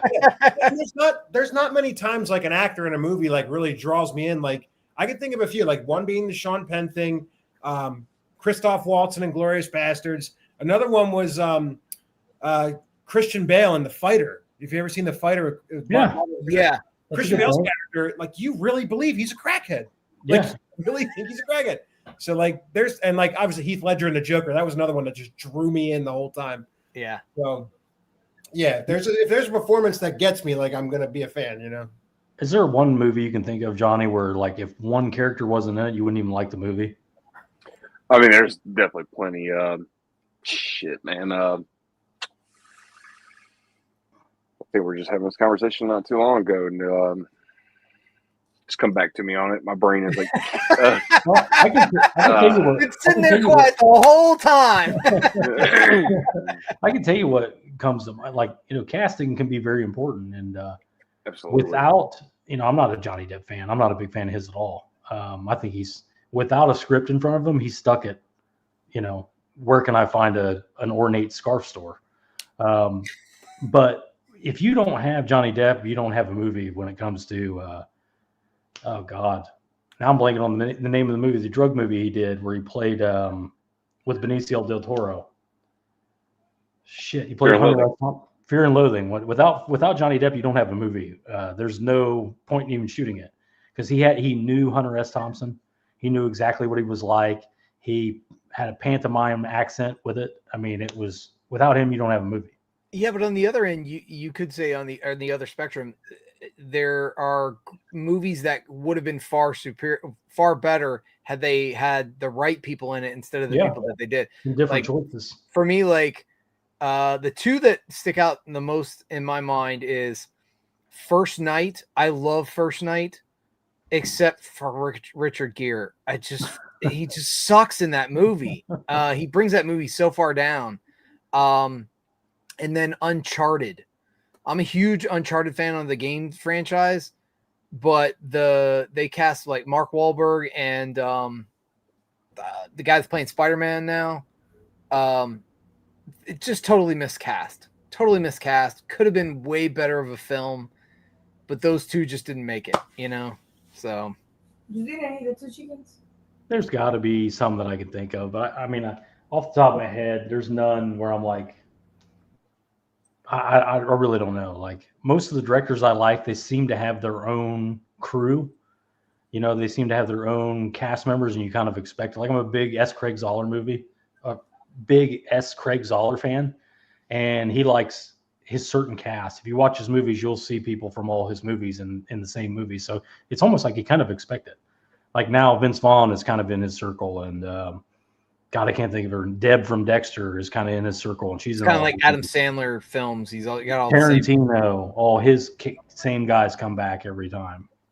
You know what I recently watched? First time never saw him was I wouldn't call it a trilogy, but it's like Shaun of the Dead, World's End, and Hot Fuzz. Is it Hot Yeah, Fuzz? that's 3. Yeah, it is called a trilogy. They call it the Cornetto trilogy, Okay. and there's different flavors of the Cornetto ice cream in each one. But you know, it's I like all 3 of those movies. I liked all 3 of them. I definitely like Shaun of the Dead the most, though. Oh yeah, that's a classic. But World's End is pretty underrated, but it's still probably going to be. I'd say I'd put Hot Fuzz at 1, and then Shaun of the Dead at 2, and then World's End at 3. World's End, I felt like they kind of went off the rails with it The being story kind of falls apart a little bit. Yeah. Yeah. I really felt if they would have just stayed with the idea of them Yeah. going out drinking and then shenanigans ensues there, but Yeah. when they like jump over into sci-fi land, It is hilarious though when they start beating the shit out of the and they're trying to come up with a name for him. yeah. That part is hilarious. He goes, nobody here, not one person has this come up with a name better than Smashy Headman. No one. Yeah, so you know, like I said, I think a few watches in, it's got good banter with those guys. Sith is saying, for those interested, Brian Storr, Hollywood hard boxes. That could be a porno too, so be careful what you're searching. But yeah, Jeff, the TCM box set is killer, and I'm sure it's selling like $2 ass in Tijuana. He's doing great. Falcon, yeah, we talked about that. Yeah, that sucks, but like I said, go over to Brian's video, you'll see it. Brian's saying every box has that same exact scratch. Like I said, he has the video. You can repair it pretty easy. King Carlson, Elm Street. Got my Elm Street steel set. Small scratch on the bottom. Yeah, that's not so. Dents are worse. I mean, we could all agree. If it was dented up, people would be pissed. A little bit of scratch, it's not that big a deal.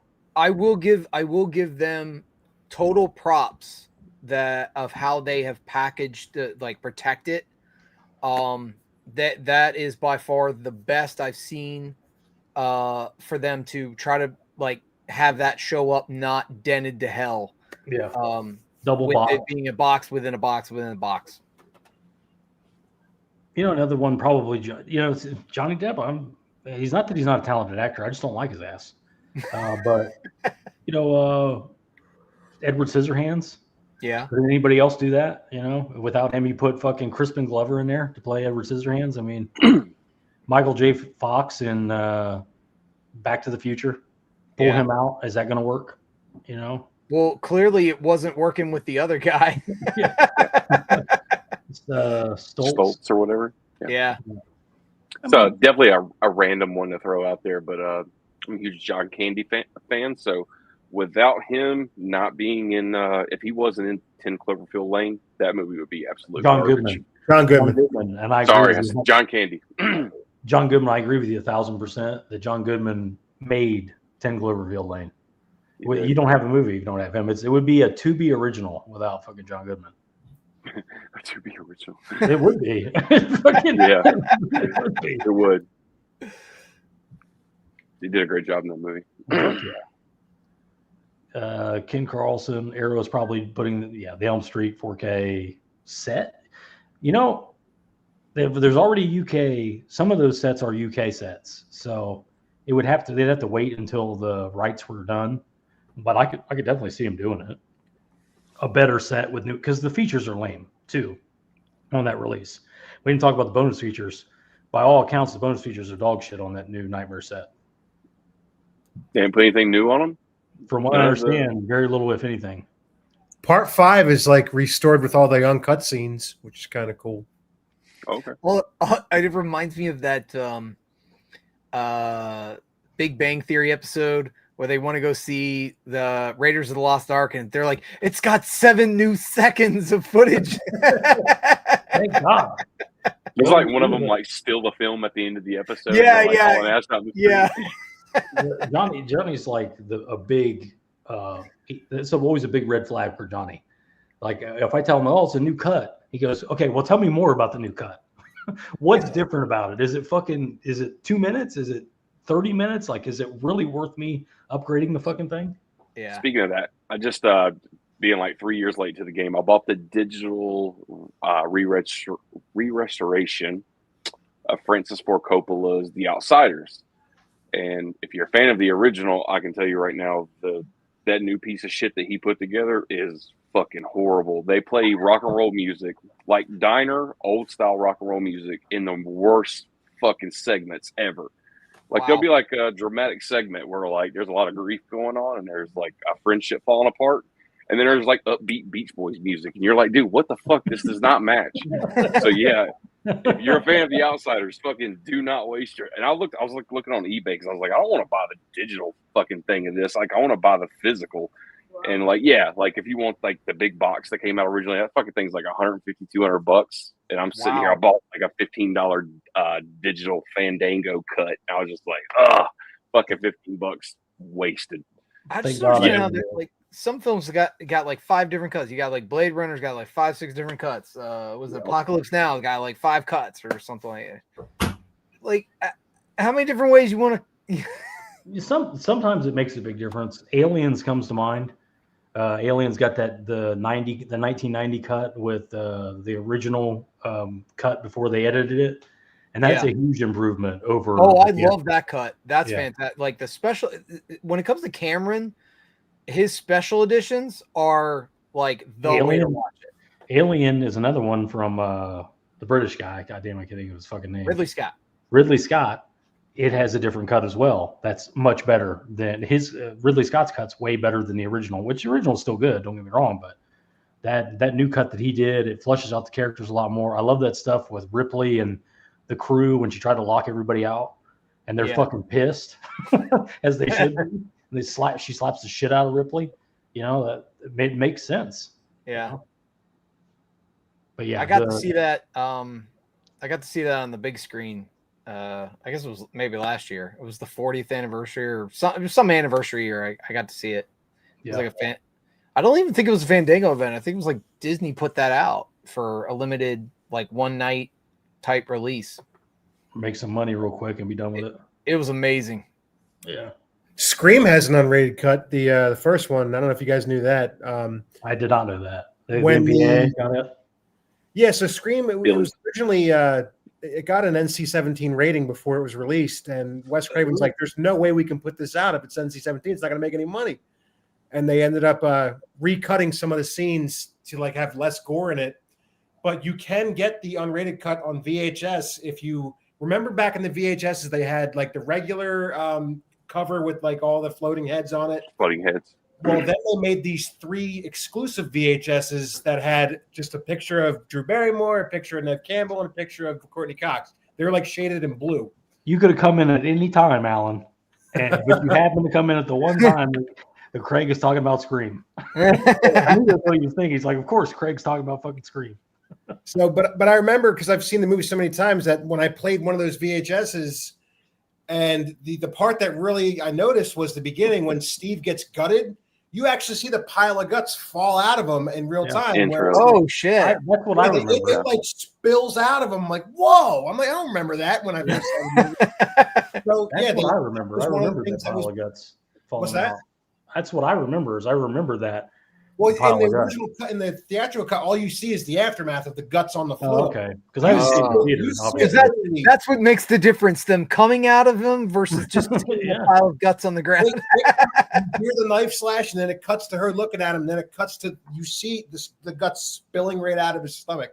Yeah, this does happen a lot. Like 1408, the theatrical cut. If you were in the theater and you saw it, that's the only way to see it. is if you had actually seen it in the theater, because they changed the ending for all the releases on physical media. So it's just like it's weird when they do that. Like at least include all the cuts, include the cut that people are familiar with and all that shit. You know. But I'm hoping Paramount, like I was hoping the 4K would have been the uncut version. I think there is a foreign Blu-ray that has the unrated cut. Some kind of boot. I guarantee you could buy a bootleg that has that. You know, But like besides that, like the gut scene from the beginning, there's also a shot of like a couple more frames of like Rose McGowan's head getting crushed in the garage door. The part where the cameraman's neck gets slit, like in the theatrical, you see him like go like this, and he kind of peers up for a second. But like in the unrated cut, like he peers up and he looks at the killer like oh my god, like I'm dying. And Wes Craven thought that part was too like realistic, like it was just too disturbing. So they cut that frame of him looking at the killer like oh my god. Wow. And then there's another part where like Billy and Stu are stabbing each other at the end. Like when Billy's going ham on Stu, like you just hear the slashes like off screen, but you actually see Stu getting cut multiple times like in frame. So yeah, it's pretty cool if you can see like, and you can watch the unrated version on YouTube, like the cuts of it, like the edits of those scenes. They're on YouTube. Okay. And I'll show you the difference. It's actually pretty cool. I just hope they do a 4K one day of it all restored. Because that's the real red watch it. That's how it was intended to be seen. one day that'll definitely happen. Hey, Pops. Your audio's off, Alan.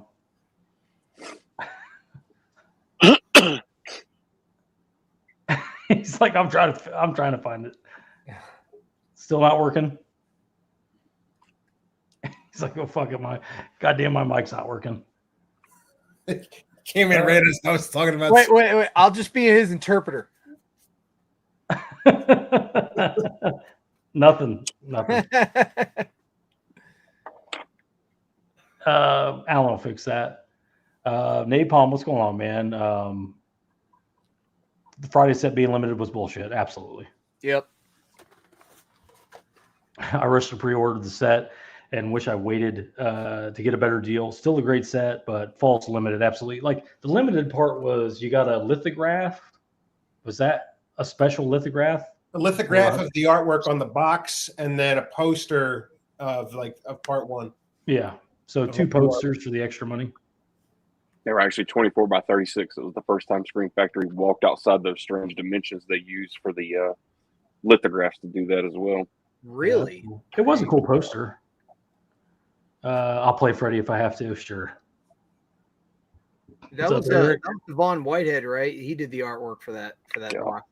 I don't remember. Yeah, well, Johnny would know. Yeah. Yeah, it's Devin Whitehead. Yeah, that guy hates my guts. Nick, what's going on? You guys remember a movie called Jumper from 2008? I remember it being decent. Yeah, it wasn't bad. I think it got a lot of. I think it was too soon because Hayden Christensen was just still on. Everybody was hating on him for Anakin. Yeah. You know, I think that movie's probably aged better in the eyes of a lot of people. Isn't there a spinoff to that movie called like Push or something like that? Are they in the same universe? I thought I remember that being like a related movie. Jumper. Saying Urban and Dread kept the helmet on. Lost the cod piece. I don't even know what a fucking cod piece is. What is a cod piece? It's like a cup, you know. Yeah.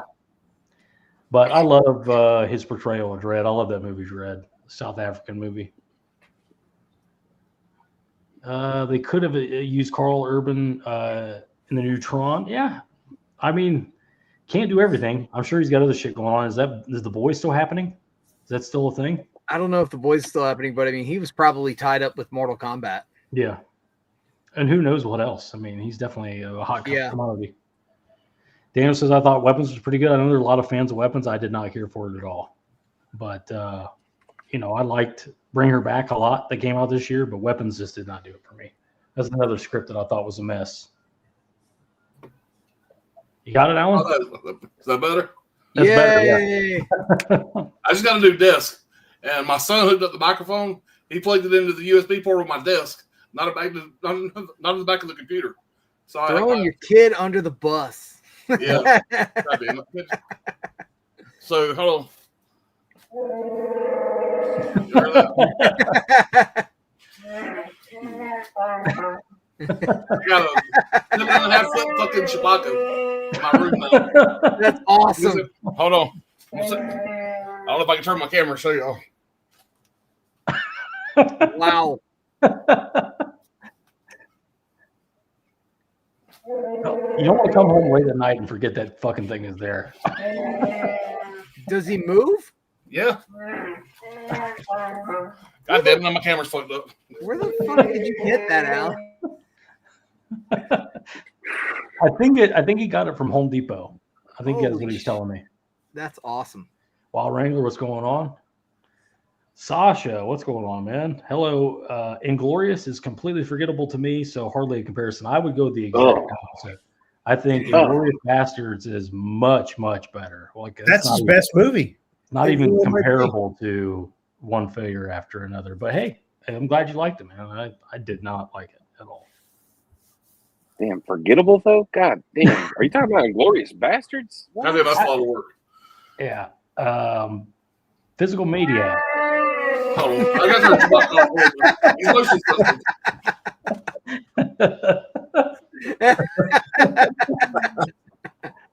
Pitt and DiCaprio are both sold down the river, and I know they're making a movie about Antifa, but I wasn't planning to watch it. Now I'm definitely never going to watch it.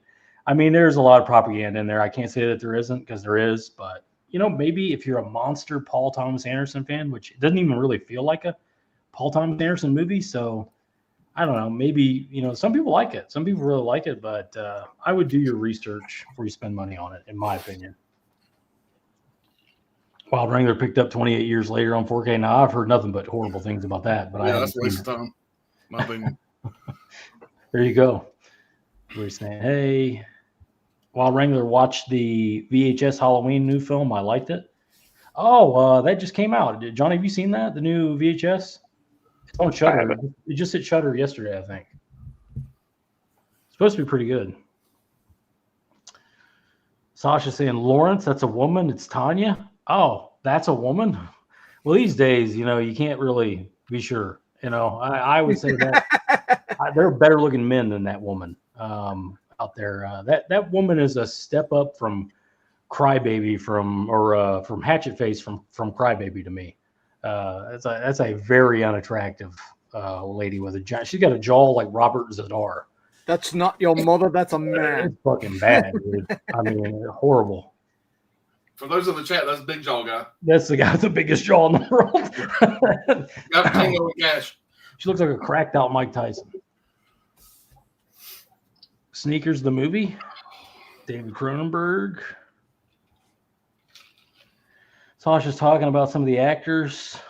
Oh no, that's cool, the man. directors for Star Wars. The Oh, Empire okay. Strikes Back and Return of the Jedi. Yeah. Probably not. I don't know that their careers have been stellar at this point. Wild Wrangler. Yeah, we talked about, I think we talked about that. Mm-hmm. Chase, what's going on, man? Drop it in I knew you were out of town. That's why I didn't invite you. I like his channel. I watch his channel a lot. Oh, he's the best. Yeah. That's the guy these days. Hope he keeps it up. Spartan, I think to some degree, they're not making movies for Gen X. Well, absolutely not. I don't think so either. And to a point, before we go further with this, they may be right. Alan, what would you say if you had the option, 100% across the year, same day, theater release, it comes out in the theater, you could buy it digitally at home. What would you do?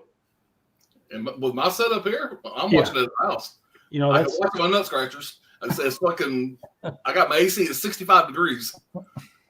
I can pause it, take a piss when I want to. Nobody's in the front row talking. If they do, I flap them in the back of the head. There's no negatives watching it here at the house. Yeah.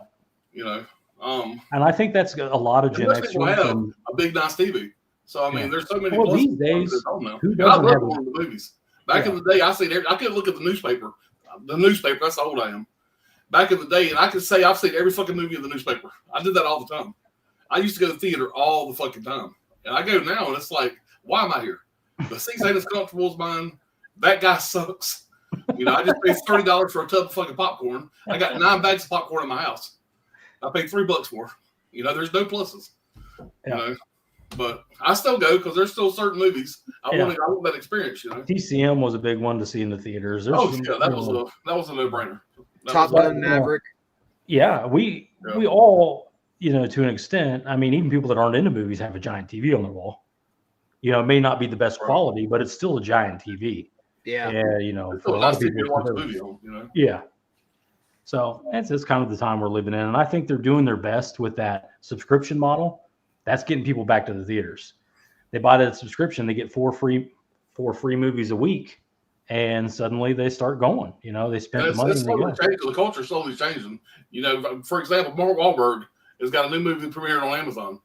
Mm. You know, MGM Amazon. You know, Yeah. you got big actors, huge actors. They have a movie's premiere on Netflix. You know, they're starting to see where the fucking money's going to. Yeah. You know, they're trying to change the culture because they're trying to survive. How much did Apple have to pay Brad Pitt and George Clooney to do that movie together? No telling. There had to be $50 million Yeah. to do that movie together. You know, Yeah. so it's a different world for sure. Wrangler's a fan of Batman v Superman. Yeah, I agree. Netflix now, they're doing a sequel to Once Upon a Time in Hollywood with Brad Pitt. Yeah, I heard that with David Fincher directing. I think that could be David good. Fincher, and I'm surprised it's not going to theaters because Brad Pitt and David Fincher would fill movie theaters. I don't know Yeah, why. but David Fincher has a deal with Netflix. yeah. I was going to say he has to deal with Netflix. Yeah. They probably have a choice. And I'll he's probably tell getting you paid the Netflix movie that I'm dying to see is the Guillermo del Toro's Frankenstein. Yeah, that could be good. It's Christian Bale, right? I don't know. I don't know I was if he's in thinking there. Christian Bale. I'm not sure. You probably can't tell the makeup. Let me I'm not look exactly at it. sure on that, but Yeah, he disguises himself so well sometimes. Yeah. Let me look it up. yeah, I agree. I mean, that seems the way, Spartan. I mean, really. We're saying hey, Chase saying the Snyderverse just Oscar now Isaac. started growing on me. Revisit this stuff. You never know, man. You know, I heard a lot this year. I keep showing this release. It's just sitting here, but I heard a lot of people like rewatch this for the first time since 2003 this year, and they're like, "This was great." I can't believe, I can't believe it's like, every once in a while, spin these old movies and see if your opinion has changed on them or if it's held up better than you think. You I never watched know. Cable in 2003 and 2006. Both of those. Yeah, I think they're both great. I love them. And it's possible to love 1974 and love those at the same time. That's okay. Your mic They're not gonna is, fucking explode. you got the wrong mic hooked up, Alan. I can tell you that much. It's not your usual mic, at least.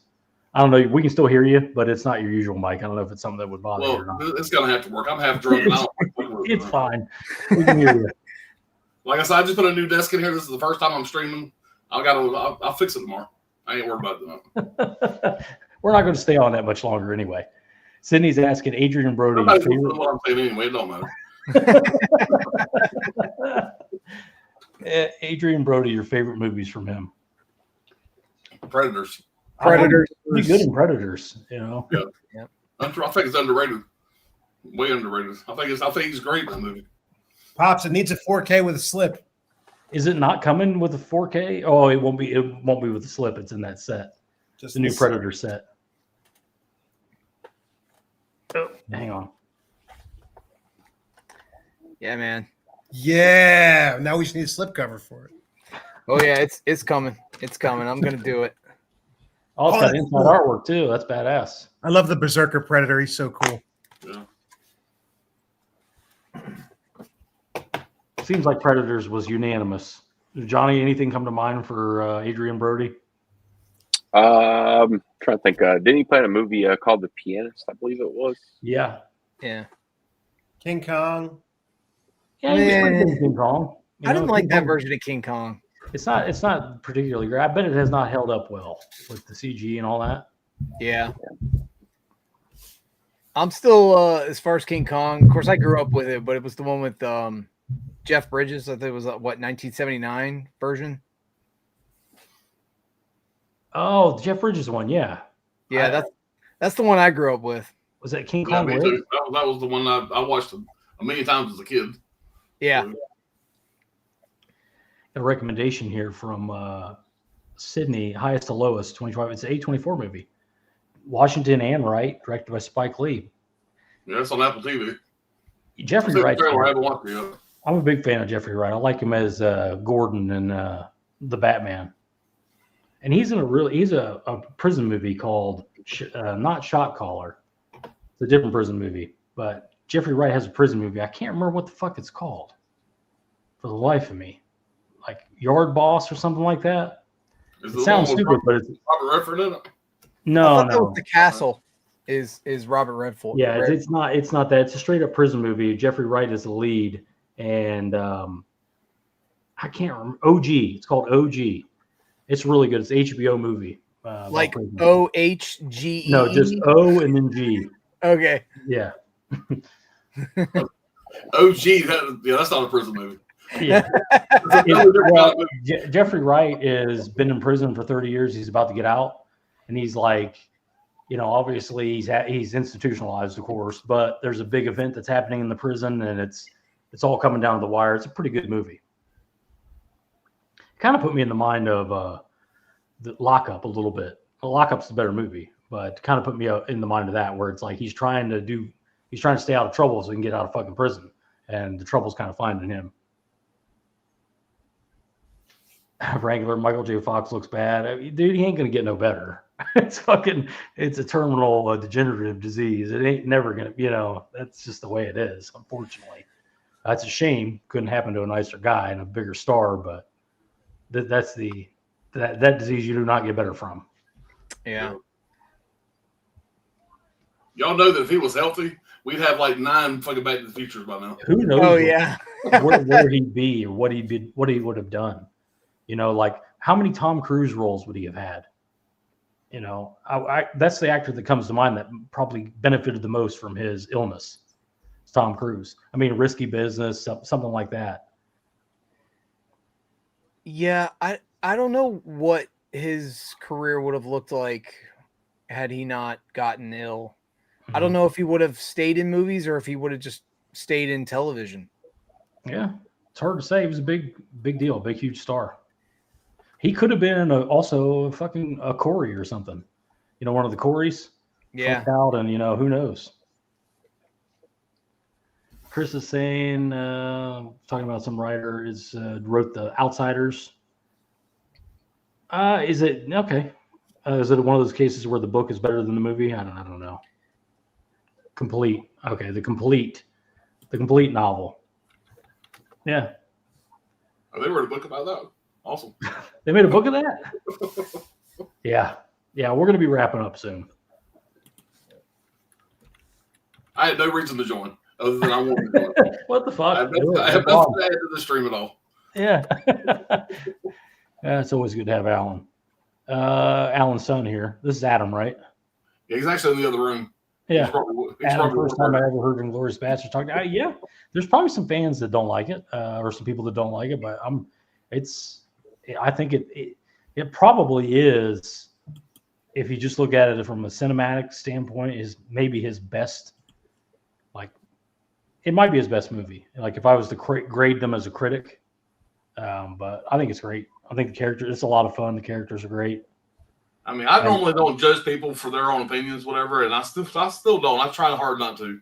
But if somebody watches that movie and genuinely does not like it, I would really love to know why. I would like to know what you don't like about it. Well, maybe you're from Palestine. Yeah, if you're from Palestine, you probably don't like it. I mean, I don't know. It's very likely. It's a winner. I don't know. I don't have a problem with it at all. Yeah, me and him and his older brother went to the Thursday night midnight premiere for that movie. That was a long day of work the next morning. It was like a 3-hour video, like 4 o'clock in the morning. I mean, where are you gonna find a movie where you're like, Eli Roth is even great in it? Eli Roth is really not much of an actor in my opinion, but goddamn, he's awesome. Bear Jew. That was supposed to be for Adam Sandler. Really? And Adam Sandler wouldn't lift the weights? He was filming like bedtime stories at the time or something like that.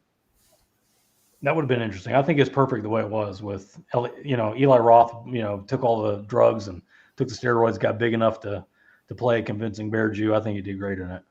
I love the bit when he's in the tunnel. He's just in the tunnel for no fucking reason by himself for theater. He's just back in there in the dark, and they call, "Hey, Donnie," and he goes, "Yeah." That's how it sounds too. Yeah. Yeah. He's some badass, and he's got that accent. He's got some, just a Brooklyn accent. Yeah. Wild Wrangler. Anybody see Night of the Reaper on Shudder? I haven't seen it. You guys seen it? I've heard about it. I have not watched it yet. Yeah, I'm not familiar with that I'm one. familiar with it, but I haven't watched it. Sasha St. Shawn, that was mentioned earlier. I made possibly the nicest slipcover for that. Yeah, Sasha does great work, slips, inserts, all that stuff. You can check him out over his channel for sure. That's Sasha. Yeah, that's Sasha. What's going on, man? Sasha did Alan's Armageddon set. Brian saying highest to lowest disappointed me. Jeffrey Wright outshined it. Yeah, Jeffrey Wright is pretty goddamn good, man. He's a pretty goddamn good actor. And Denzel's pretty fucking old too. Maybe he's just Denzel. What's he, 70? You know what I mean? He's got to be up there. But I get what you're saying. It's another movie like Denzel, Training Day. I was locked in the whole time. Every time he's on Man on Fire. Holy Man on Fire is badass in that. Fucking Yeah. Equalizer 1. Just a great actor. Robert Redford, yeah, been gone a while now. 24 movies. Chase, I love Chase's video he did. That was fantastic. Man, he does not like A24 fans. And I don't know how many does not subs he lost on that video. Oh, I bet he did, but he had to get it out. When I talk to him about it, it seems like it's more the critics, the A24 critics that glad hand those movies just because whether they're good or not. And I like some A24 movies, Hereditary, Midsommar, X, Uncut Gems, Ex Machina. There's quite a few I like. There's quite a few I fucking hate too, like Men. I think Men is a complete total piece of shit. Chase will probably enjoy this, whatever. I don't know if he knows this or not, but there was a time I had the entire line of A24 movies, every fucking one of them. And I just got on that train. Not because I was familiar with all the films. I had a handful that I liked, so I said, I'm just going to start collecting these. I finally got around to watching them, and I needed some shelf space. So after I started watching them, I would say that I kept 1 out of 10. That's probably a pretty fair average. Yeah. So I had a complete collection. I probably have about maybe 10 in my collection now, maybe. So not every label. Definitely not for me. Once I actually started watching the fucking movies, I realized these are not. This is not my wheelhouse. Every movie's not Hereditary. Every movie's not. To be fair, no label is 100% perfect. You know what I mean? Yeah, every label's going to have some misses. I'm much better now. So. Every label's going to have some misses, but for me, at least, A24 has more misses than hits for sure. But I'd probably say that for me, that's every label. Every production company has more misses than hits for me, but a lot of A24 stuff to me is nonsense. But I think recently he also said he loved Death of a Unicorn. That's A24. So there's some in there. I didn't care for that very much. I watched it. It was a one-time watch, and it was just I was bored halfway through it. Yeah, I just feel like most A24 titles fall in that like Criterion collection. Yeah, I think a lot of them that definitely I could see doing that in that, but fucking I wish they'd do a 4K of Hereditary. Somebody should do a new 4K of it and fix those goddamn CGI flies. CGI flies in Hereditary are horrible, atrocious. But I'm still a big fan of it. I'm a big fan of the director's cut of Midsommar from A24 too. But again, you have to be in I'm not in the mood all the time for 80s splatter slashers either. Sometimes I like to mix it up and do A24 just did Bring Her Back. I've mentioned it a couple times on this. I think that's a great movie, but it's definitely not an 80s style horror movie. It's definitely more of like satanic and dark, so just depends on what you're in the mood for. If I'm in the mood for A24 movies, I'd watch those. If I'm in the mood for whatever, but well, think about A24. They'll make one like Bring Her Back. Then they make 10 movies about an 80-year-old lady knitting. Yeah, about to die, and she's telling her story. I mean, that's basically what 90% of their shit is. They throw a fucking X in there to fool fat motherfuckers like me to buy all of them. And then I finally start watching them, or else I'm a fucking idiot. The thing Well, is, they sell Maxine them like especially. hotcakes. So I've been selling them like freaking crazy. I listen to them like an eBay. They sell within a day. They're gone. Yeah, their fans are Yeah. rabid. Maxine A24 is especially. definitely not for me. Grace. I've learned that the hard way. Is it follows A24? I don't think so. No, it's not. It's not. But you'd be surprised what is A24 and what isn't A24. There's Hey, some No, there's that's a bunch of titles. Lionsgate. Lionsgate. Yeah. Yeah. It's Lionsgate Steelbook out of it. Yeah, it's Lionsgate. But Lionsgate does own A24. So it might have been, I don't know. I thought Honora was A24. Apparently it's not. Is it not? Neon. Neon, okay. Daniel, I was a fan of The Whale, Past Lives. Man, I didn't see Past Lives, but I saw The Whale. Man, The Whale was good. Is that the one with Brendan Fraser, right? It's the one with Brendan Fraser. Yeah, that was good. I like that. I would have liked it to have been more like The Wrestler. And Darren Aronofsky, I would have liked it to have been more, have some more, I don't know, more life to it, I guess. That's not like the wrestler. It's literally about a fat dude dying. Yeah. And you want But it's more also life. it's also like he's not that fat. Like he's not shut-in fat. I was expecting like Pearl from Blade. Like somebody who literally can't move. I don't know. I'm a Darren Aronofsky fan. It just did not work for me at all. Okay. But it has its fans for sure. That's cool. The houses are the best they've been in a few years. Oh, cool. At Halloween Horror Nights. Wrangler says watched Curse of Crom, Legend of Halloween today. That's cool. Not familiar with that. I'm not. Yeah, I don't know that either. Allie saying she enjoyed the Ellie Ross performance in Cabin Fever. That's pretty good too. I guess he's pretty good in about everything he does. He just never has a big role like that. Everybody's saying what's up. Oh, here's a good one. Sydney, best shootout scene in a movie. What do you think, Johnny? Heat. Is it Heat or is it... It's Heat. Yeah. I'm gonna say Harlem Nights. Put that little motherfucker away. The town's pretty good. I would say that's got a pretty great shootout. I always like. I mean, if you out in Predator when they're mowing down the jungle. Yeah. I mean, just depending on Unforgiven? how restrictive we are on this question, like the Beach of Normandy and Saving Private Ryan. That's a shootout scene, right? Yeah. That's a good one. Way of the Gun, the final shootout is pretty great. That would probably be mine. The final shootout at the brothel in the Way of the Gun. But there's got to be westerns to be considered in this too. Yeah, that's what I was saying. Like Unforgiven. I love. Yeah. The Hell Django shootout at Candyland. Yep. Yeah. Fuck yeah. Yep. Okay, Corral. Good and Bad and the Ugly. Yeah. Fuck I mean, yeah. there's a million. What the fuck? Nah, goddamn it. Tombstone. The shootout at the OK Corral. Literally that. Yeah. There's a million, dude. Plenty of great Fucking ones. aliens, whatever. Where they're fucking going down the tunnel, and the aliens are coming in the fucking room, and the guns run out. That's the fucking. I think we're going there. That's a cool fucking thing. I feel like we need to narrow that question Needs down. to be people shooting back at each other. Needs to be gunfire being exchanged. Nice. Hey, AVA, I'll be here lurking, guys. That's cool, man. No worries.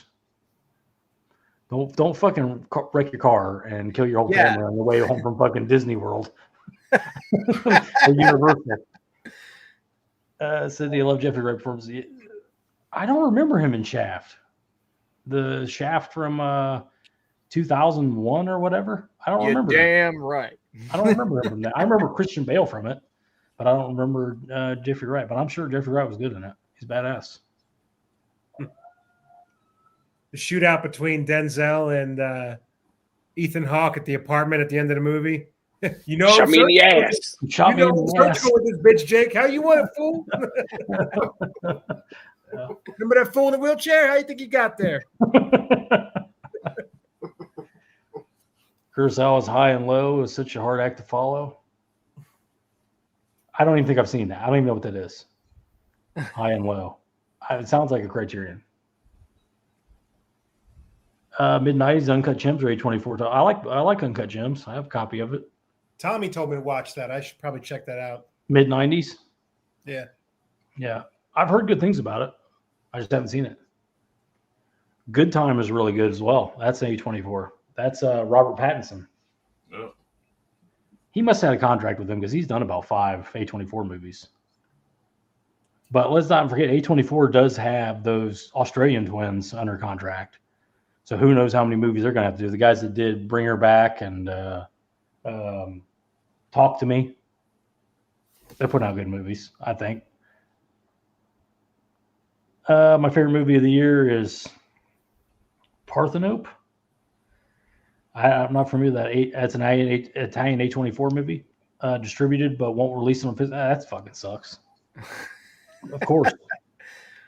I can't remember. He traded a title. There was a movie he did a review for, and he was like, "This movie sucks." And he traded it for Minecraft. It was that bridge movie with Brody in it from Jaws. William Friedkin's Sorcerer. Yeah. On 4K from Criterion. Yeah. He traded it for like fucking Pixels or the Minecraft movie or something like that. Yeah, and he says he really likes the Minecraft movie. Yeah. Hey, to each his own. Get your, it's a $20 release. Get $20 for it. Fuck. Nice. City saying Lock, Green Room, Waves, Good Time, Dark Places, Most Violent Year. Most Violent Year is pretty good. Killing of Sacred Deer. They're all good. Killing Sacred Deer is pretty goddamn good. And talk about original. That's definitely original. All those made the cut except for Waves. And actually, I actually got rid of Lock as well. Lock was a one-time watch. It was a good movie. Pretty good. James Gandolfini, I think, and Lock. No, Lock is what's his nuts? Whatever. Fucking Mad Max. It's Mad Max, but isn't I was thinking he was still in it. James Gandolfini plays a bartender or something, and I thought maybe I'm thinking something else. No, I think pretty much the entire movie is him in his car. Okay. I must be thinking something else. Pearl from Blade. Yeah, exactly. Spartan, Brian, if you're still in here, just bought. Cool, man. I know Alan got Brian, I bought your TCM box set, your Weird Science. I bought like 4 things. Anyway, I bought pretty much everything, but Blame It on Rio and the fucking Buffy. I didn't buy those 2. I think I bought everything else. Mike, it was a perfect opportunity for you to go fucking Judas. I was thinking stuff, but I didn't want to say it. I like Pops, He got his stuff. Allie, I did not see Caught Stealing. I know it's a new Darren Aronofsky. It's on my list. I'm definitely going to be checking it out. I want more Wrestler. If this movie hopefully does well and it gets us that Wrestler 4K, I can die happy. Daniel Den of Thieves was pretty good. That's fucking 300. What's his name? Gerard Butler, I think. Den of Thieves. Gerard Butler. Yeah. Big Ice Cube. That was a guy, man. He was hot for like. Yeah. He had a movie a month for like 2 years. Yeah, and then now he's out. He's just done. He just did he did all the steroids, he made the movies, and he's just done now. Yeah. Dwayne Johnson was another one like that, where it was like, goddamn, there was a time when he had a movie coming out every month, and now it's like he's slowing down, he's got the AIDS. It's something's happening there. Yeah. Ryan, what's going on, dude? Desperado shootout now you're talking. Desperado's badass. Desperado's legit. We could just as easily say fucking From Dusk Till Dawn at the Titty Twister, the melee. That's pretty badass. Yeah. Me and Ron was like a before and after picture. It was like a TV. The Scarface shootout at the end is pretty iconic. Yeah. Really, I mean, there's some tons. Outlaw Josie Wilson, you're out. Best shootout scene has to be John Woo the Killer. Killer's badass. A Better Tomorrow, Hard Boiled. Yeah. Pick any John Wick scene. Yeah, John Wick's got a lot of badass shootouts. I like when he has to kill that sumo guy and it takes like 400 shots to finally kill him in John Wick 2. A fucking pencil.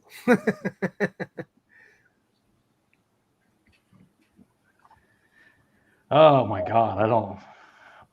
I don't even know, Sydney. I don't think anybody has a fucking comment on this. I think the worst one was probably Slither.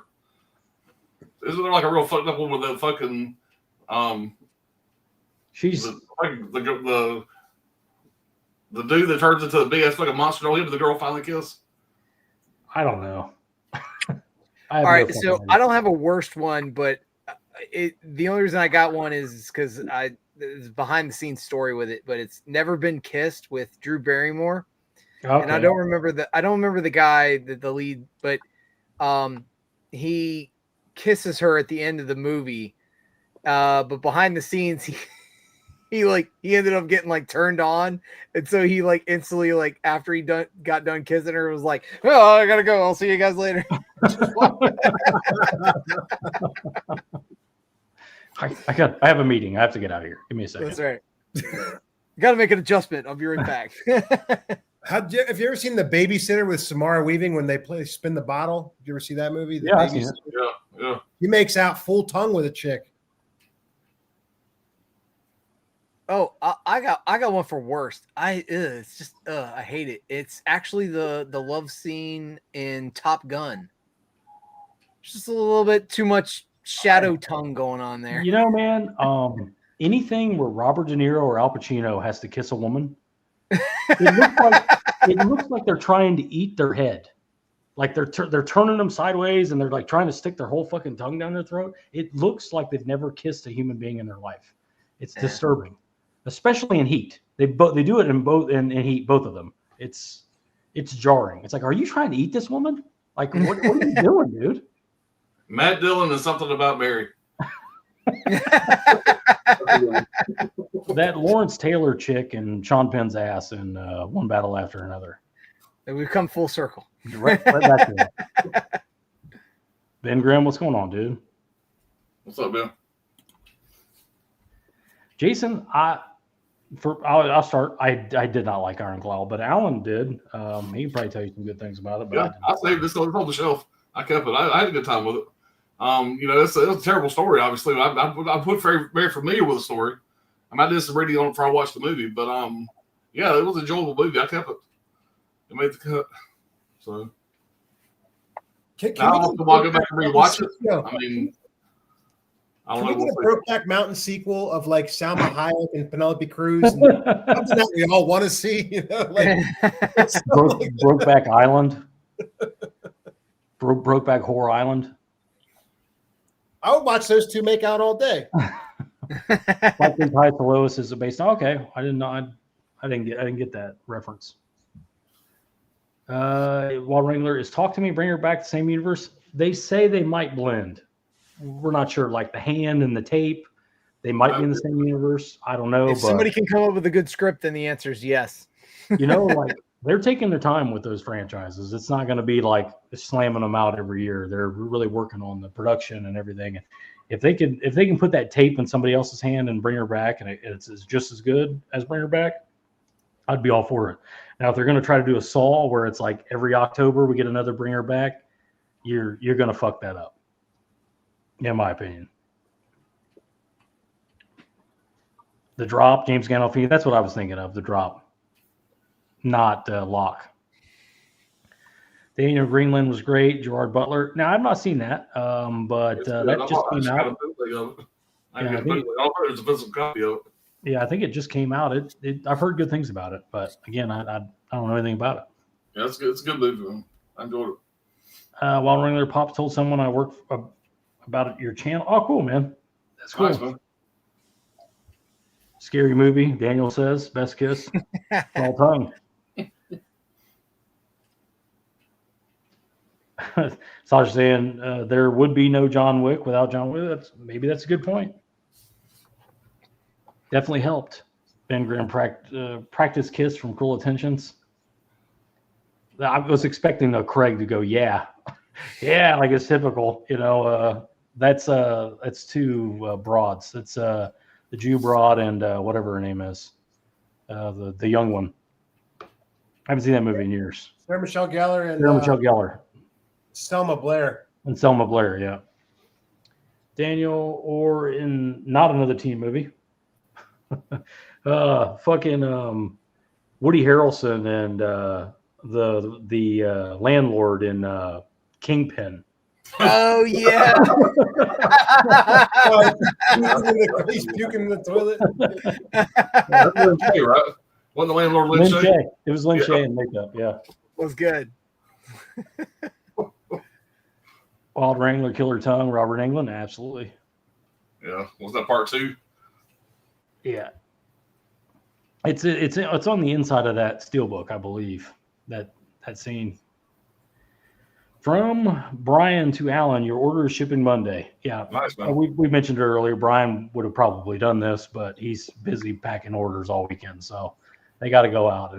And we all know how it is with eBay and shit. If you get busy, it takes a lot longer than you think to pack shit up, especially if you're going to do it right, like physical media people do. So there's no way he was going to have time for it. Here's something I wanted to address now that Pop's in the room.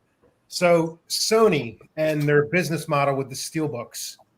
So you want a movie on 4K, they pretty much force you to buy a 4K steelbook because they don't really give an option for a slipcover. It kind of started with like Fright Night, and then it was Insidious, and then Thanksgiving got a 4K steelbook. And now it's like they're doing it with like Anaconda, and then coming out, and then Panic Room was steelbook only. It forces you to buy these releases because I feel like that's what they're just pushing for now. And now that like Sony distributes all the Disney titles now, they're doing that same model with the new releases where the Blu-ray gets the slipcover and the 4K gets the steelbook. So you're like pressured into just buying the steelbook. Well, I personally think the reason why they're doing that is because they know that most of the people that are buying physical media now are hardcore collectors, are people like us, for the most part. And I feel like that the reason why they're leaning that way is there's got to be numbers involved. I feel like when they release a slipcover and a steelbook, everybody's buying the steelbook more than they're buying the slipcover. They buy it first. Obviously, there's got to be money on one side more than the other is why they're going that route. Well, I can tell you just like from a numbers aspect. So if you look back like 2006, that was like peak DVD sales. They did total, like all DVD sales were about $16.6 billion in revenue. Last year, it was less than $1 billion. So what's happened is that since it's not as big as a amount coming in, they are streamlining production and cutting costs, and they're looking at what can we charge the most for that brings the most value to the customer. And right now, it's steelbooks. That's People why feel you're like they're getting more when they buy a steelbook. Yeah, they get more. They can charge you at least $5 to $7 more for a steelbook, and since they're only doing one type of release, they're making it cheaper on the production side for them because the more you order of a particular thing to be manufactured, the cheaper per unit it gets. So with them, if they tried to do a steelbook, then do a case with a slipcover, and then like some other version, that cuts down, that starts breaking up into the different amounts, and then that's going to raise the cost per unit for production on their end. And since like for us on the consumer side, we've really been fortunate that movie studios have really kept their prices pretty much at the same area that they have for the last 20 years. I mean, if you even go back like 20 years, like I can tell you right now, like I paid $35 for The World Is Not Enough on DVD. So for the fact that we're still paying $35 for a 4K steelbook, that's amazing. So that's what's going on. That they're trying to streamline and keep costs down and maximize their profit, considering that how little money they're bringing in versus what they used to. Yeah. Well, you would think just to cut the cost, they would put the slipcover, especially for a catalog title, like just put it out on a 4K slipcover. And then I get the new releases with the steelbooks, but like you got to think, Craig, you're not thinking about it clearly enough. Like they jack up the steelbook price. The MSRP is higher, so it's going to be higher on the shelf regardless. So if you only have one option, it's a steelbook going forward. The label sells it to their vendor, and their vendor then distributes it. So the vendor is going to be able to charge more for a steelbook because the MSRP is higher. So these companies, all they care about is what they can charge for it. They don't give a fuck what Walmart puts it on the shelf for. And Walmart's putting it on the shelf, pricing it with the previous release. They're pricing it with other, 4K titles before that. The steelbook price is not caught up on the shelf yet. So when they're still like a peer-to-peer, while they're still a peer-to-peer, they're going to have to keep their prices compensatory. Yeah. When there's no more slipcovers, the prices can go higher. Right. And not all companies are doing that though. Like Universal and Warner Brothers specifically. Yeah, every year we kind of they're still doing catalog of steelbook and slipcover. Yeah, but every year we say this, and more companies are adopting that steelbook model. So it's been going on like this for 4 or 5 years. I think Sony is really been the leader in this for 2 reasons. One, they've really been the smartest ones where financially speaking, they didn't get into we're going to have our own streaming service crap. They're just like, we're just going to keep the licensing it out type thing. So for them, they've always been very efficient with the methods of which they're bringing the media to us, but also with them making the deal with Disney is taking a percentage cut. That's why the prices for Disney steelbooks made by Sony are higher than a Sony standalone release, is because Disney is taking a certain percentage cut. So Sony's just applying their same model that I was talking about earlier, but they have to charge a little bit more because Disney wants their share, their cut of the pie. That's why it's $50 on pre-order. Yeah. Right. Yeah, and we have Ryan here. Ryan's a huge steelbook guy. We are in the minority, Craig, where we prefer slipcovers. Most collectors, if you ask them, they'll tell you they like steelbooks more. I know Johnny's a mix. He doesn't really, care. Steelbooks are cool. Slips are cool. Alan, some of these guys are all over the place. But the vast majority, in my 8 out of 10 and physical media collectors are going to tell you the steelbook's the premium release. That's what they want, the steelbooks. So that's where it has to be where it's coming from. Yeah. I find more people like steelbooks more than anything else than in most cases.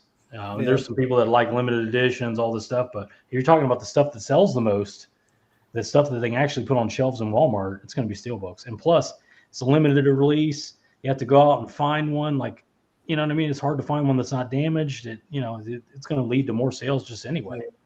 And Paramount, they don't really follow that. They don't follow that business model, but they did with a couple titles, like the movie Shooter with Mark Wahlberg. It was a steelbook only release, and then I had to wait I was like, let me just wait on it, and maybe a couple months it'll get a 4K slip.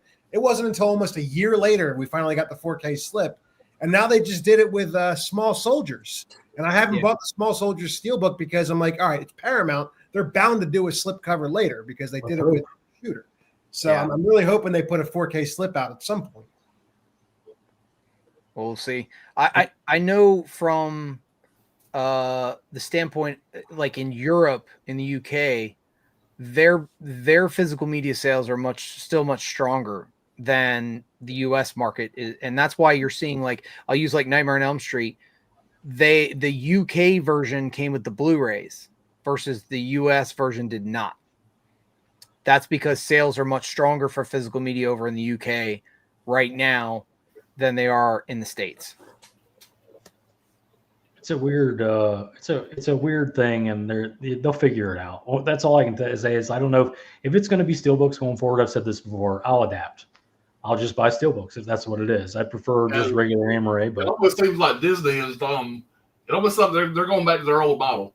I don't know if y'all remember back in the day, the old clamshell fucking Disney movies. They would break Peter Pan out of the vault, and they would release it for a month, and then all of a sudden it would sell out, and they would put it back in the vault for 5 fucking years. Back in the day, it almost seems like now they release something like Kingdom of Heaven, and it feels like 12 people buys it, and it goes out of stock. Yeah. Almost like they're trying to keep that scarcity down to make you want to. Everybody wants it. Everybody's talking about it. It's a one. Night 90 was the same thing. Yeah. You couldn't find a thing. You couldn't find one under $100 anywhere. Well, for Disney in particular, the whole Disney Vault thing, that actually, when that first started, that was actually not for physical media releases. That was you got to go see it in the theater before we put it back in the vault. Disney never actually wanted you to have a physical media copy of their stuff.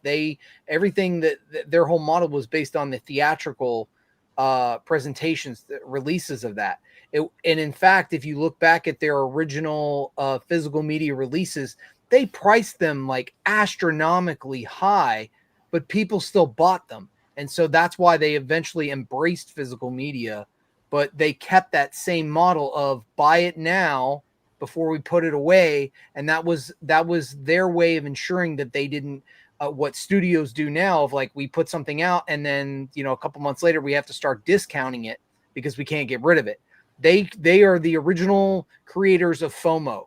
Yeah. Buy it now before it fucking disappears for 7 years. That's a good way to put it. Yeah. I'm just not looking forward to like when they finally do put out The Rock and Pops. I know you with Armageddon, like they're going to be steelbook only now at this point. Whenever they get a 4K, Might be. Just depends on when they have it planned. Yeah, but Pops is covered. Yeah, you can get into the hard boxes. Yeah. And for the record, I would buy an Armageddon Steelbook and fucking. They can do whatever they want to. Just put it on 4K. Oh, guys, we've ran a little long here. We were going to go about 2 hours. We've gone about 30 minutes over, but we're going to head out of here. You can find Craig on Instagram. You can find Mike on YouTube and Patreon. You know where to find these other two guys. We'll be doing shit. We got some top fives coming. We got whenever everybody can get time. Football season, it's always a fucking, this time of year, Halloween, all these activities. Johnny and his family are big on Halloween. They do a lot of stuff. It's just, it is what it is. We'll get the time. When we get the time, we'll do something else. Until then, we'll see you guys on the next thing, whatever that is. Bye, everybody.